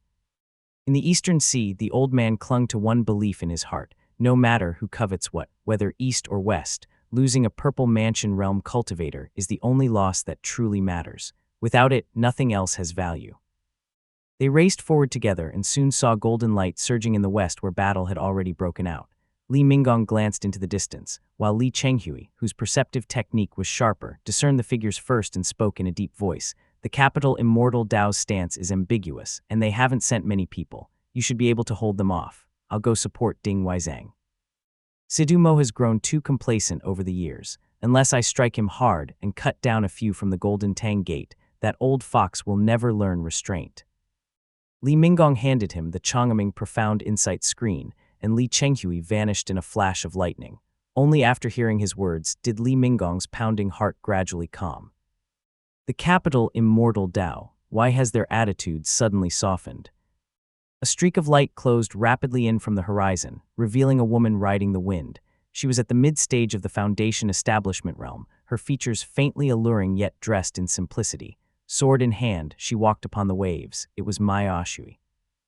Ma Yaoshui had once been a cultivator of Hidden Cloud Cave and bore past grudges with Li Minggong. Yet when she surrendered back then, it was Li Minggong who had personally pleaded for her life. Being gentle and magnanimous by nature, Li Minggong had since treated her as a younger sister, and their old grievances had been long laid to rest. Chapter 1160, The Choice of Capital Immortal Dao II. During their last encounter with the capital Immortal Dao, Mayaoshui had nearly perished and had been saved only by the Taoist master's intervention. The brush with death had changed her temperament greatly and refined her cultivation. When she saw Li Minggong's grave expression, she said solemnly, "Minggong, you've arrived. I just received word from the North Brocade River King that Guan Lingdi has come with a group of capital immortal Dao cultivators. Gongsun Beifan, Song Yunbai, and several others follow behind. There are 6 in total." While Li Chenghui and Ding Weizeng held back the Golden Tang Gate's forces, this location had 4 defenders: Li Minggong, Gbuzhai, Mayaoshui, and the White Ape. One guest cultivator from Profound Peak Gate, Sun Bai, stayed within the mountain. Their strength was slightly inferior overall. However, when Li Minggong learned that Guan Gongxia was absent, she understood that he had led his forces toward the wilderness. Relief washed over her. In the current Li family, aside from Li Xiaowei, no one could contend with the capital immortal Dao's young master. His presence at their location would have spelled disaster. Taoist friend Mayaoshui. Li Minggong was well prepared. She sent a signal through her jade pendant for reinforcements, while simultaneously drawing a string of cold iron rings etched with pit water patterns from her sleeve. There were 18 in total, each the size of a fist and gleaming silver. She handed them to Mayaoshui and spoke softly. "These are fine Dharma artifacts of the capital immortal Dao, the pit metal chain rings. Use them for now. They specialize in entanglement and imprisonment. You've tested them before. Leave Gongsun Beifan to me." Though their side was short by 2, Li Chenghui stood ready on the northern bank. It would take him but moments to cross the river. Equipped with the upper feather night robe and the Yang family's night ghost secret talisman, he could summon Foundation Establishment Realm Yin Qi puppets to hold off 2 opponents with ease. Since Guan Gongxia was absent and Guan Canlong slain by Li Xiaowei, holding off Guan Lingdi and Gongsun Beifan would be enough to secure floating south. They wouldn't even need Kui Juyan's reinforcements and could later link up with Profound Peak Gate. Mayaoshui accepted the Dharma artifact with a nod and gestured. The string of cold iron rings flowed around her wrist, gliding through a sheen of converging water. Meanwhile, Li Minggong soared skyward, summoning the 6-cornered scarlet flame lamp and Pura Feather radiant fire. Red and white plumes erupted into the heavens in a blazing storm. Sure enough, a tall woman in a colorful dress and azure ribbons approached swiftly from the north. She was accompanied by Gongsun Beifan, still in his rain cloak and holding a blade, while a crowd of Foundation Establishment Realm and Qi Cultivation Realm cultivators followed behind. None of them were any figures of note. Li Minggong recalled Li Chenghui's earlier words. As the figures approached, she clasped her hands slightly and greeted them, "Taoist friend Lingdi." When Guan Lingdi had first come here to confront the Li family, her attitude had been openly hostile. Now, however, the sharpness between her brows had softened. When she saw Li Minggong clasp her hands together, she almost raised her own hand in return out of habit, but stopped herself halfway, remembering she had come to make trouble. Drawing her hand back, she said, "Ming, Li Minggong." Guan Lingdi quickly regained her composure and continued smoothly. "In that battle upon the river years ago, our capital immortal Dao suffered a narrow defeat. Now that an opportunity presents itself, I have come merely to exchange pointers with a few Taoist friends." Her words not only surprised Li Minggong, but also left the capital immortal Dao guest cultivators momentarily stunned. Only Gongsun Beifan gripped his blade thoughtfully, his calm eyes sweeping over the assembled group. Li Minggong summoned her feather fire, nodding slightly as she replied, "Please." Shanji Prefecture. The profound peak mountains of Profound Peak Gate still stretched majestically across the land, yet chaos reigned across its slopes. Palaces, pavilions, and cliffside courtyards lay in disarray, with scattered belongings littering the steps. It was evidence that the place had been thoroughly plundered. Within the mountain gate, figures in black robes from the capital immortal Dao scurried busily about. Some were copying formation scripts with brushes, while others were collecting spiritual flames and waters from the mountain's treasured sites into jade bottles. After harvesting, they did not destroy the spirit formation, but left it intact, departing calmly to deliver the gathered spirit items at the summit. Though they were invaders, their movements carried a strange sense of order. The capital immortal Dao's disciples showed discipline and restraint, working silently and efficiently. Occasionally, one would slip a few spirit stones or trinkets into a sleeve, yet no one argued or fought. Once one ascended the stone steps, one would reach the great cavern atop the main peak, where spiritual qi surged like mist. A young man in a deep blue Taoist robe sat upon the jade throne, where Changxi had once sat for centuries. His pointed chin lent him a handsome air, though his complexion was far from pleasant. The Taoist master idly tossed a brownish-yellow command token into the air, letting it fall and catching it over and over again. Before him knelt a man in black robes, his face marked with streaks of dark ink. A white silk sash hung from his waist to the floor as he bowed with deep reverence. "Greetings, Taoist master." Yi Hui's eyes strayed down toward Guan Gongxiao. The young master possessed excellent innate ability and an attitude of impeccable deference. Yi Hui had always found him reliable. After studying him briefly, he remarked, "Still obedient enough." Guan Gongxiao replied respectfully, "Taoist masters' insight towers like Mount Taishi, spanning thousands of kilometers, while this junior's vision is but that of a mole, narrow and shallow. I would never dare harbor defiance." Yi Hui ignored his flattery and said softly, "Clearly this is when the Li family is at its weakest. Do you know why I asked you to remain seated here?" Guan Gongxiao hesitated, but eventually asked, "Taoist Master Zheajing." Yi Hui looked at him gravely. "If you cannot see this clearly, then you should not be the young master. Whoever moves against the Li family now will be doing Cheng Xiao's bidding to force Li Xiaowei out. That would bring no benefit to the capital Immortal Dao. You must understand, Li Ziming is a cultivator who cares deeply for his family. If you severely wound him, he might slink away with his tail between his legs and still nod to you when you meet. But if you kill Li Minggong and force Li Xiaowei to reveal himself." Yi Hui paused briefly and said quietly, "Then you, Lingdi, and all of capital Immortal Dao must be ready to face the heavenly light in the great void at any moment." Guan Gongxiao nodded hesitantly and said softly, "But my family is already enemies with the Li family, doing nothing now and letting them go easily." The Taoist master said quietly, "Do you think our several clashes with the Li family mean that we are now their enemies? Not at all. As long as you and Lingdi are not dead, and Li Xiaowei and Li Chenghui remain alive, I can make this work to bolster their reputation. It is merely part of the process of dividing up Profound Peak Gate. The only thing worth debating is that I had him driven out of the Eastern Sea. That too could be something I was used for. Do you understand?" Guan Gongxiao looked somewhat confused. The Taoist master continued, "In this world, the question is rarely what the truth is, but what it can be and what each side wants. Cheng Xiao is strong and he has coerced me. That is sufficient. Allying with someone like Cheng Xiao means a single misstep could leave you taking the blame for him. I have been subtle enough about this matter." Yi Hui rose past the brownish-yellow jade pendant from his left hand to his right, raised an eyebrow and asked, "Since Li Ziming is willing to yield the mountain gate, and now that Kang Heiying has died by my hand, what grudges remain that cannot be resolved between him and me? If Cheng Xiao still asks me to take the fall for him, what kind of favor is that?"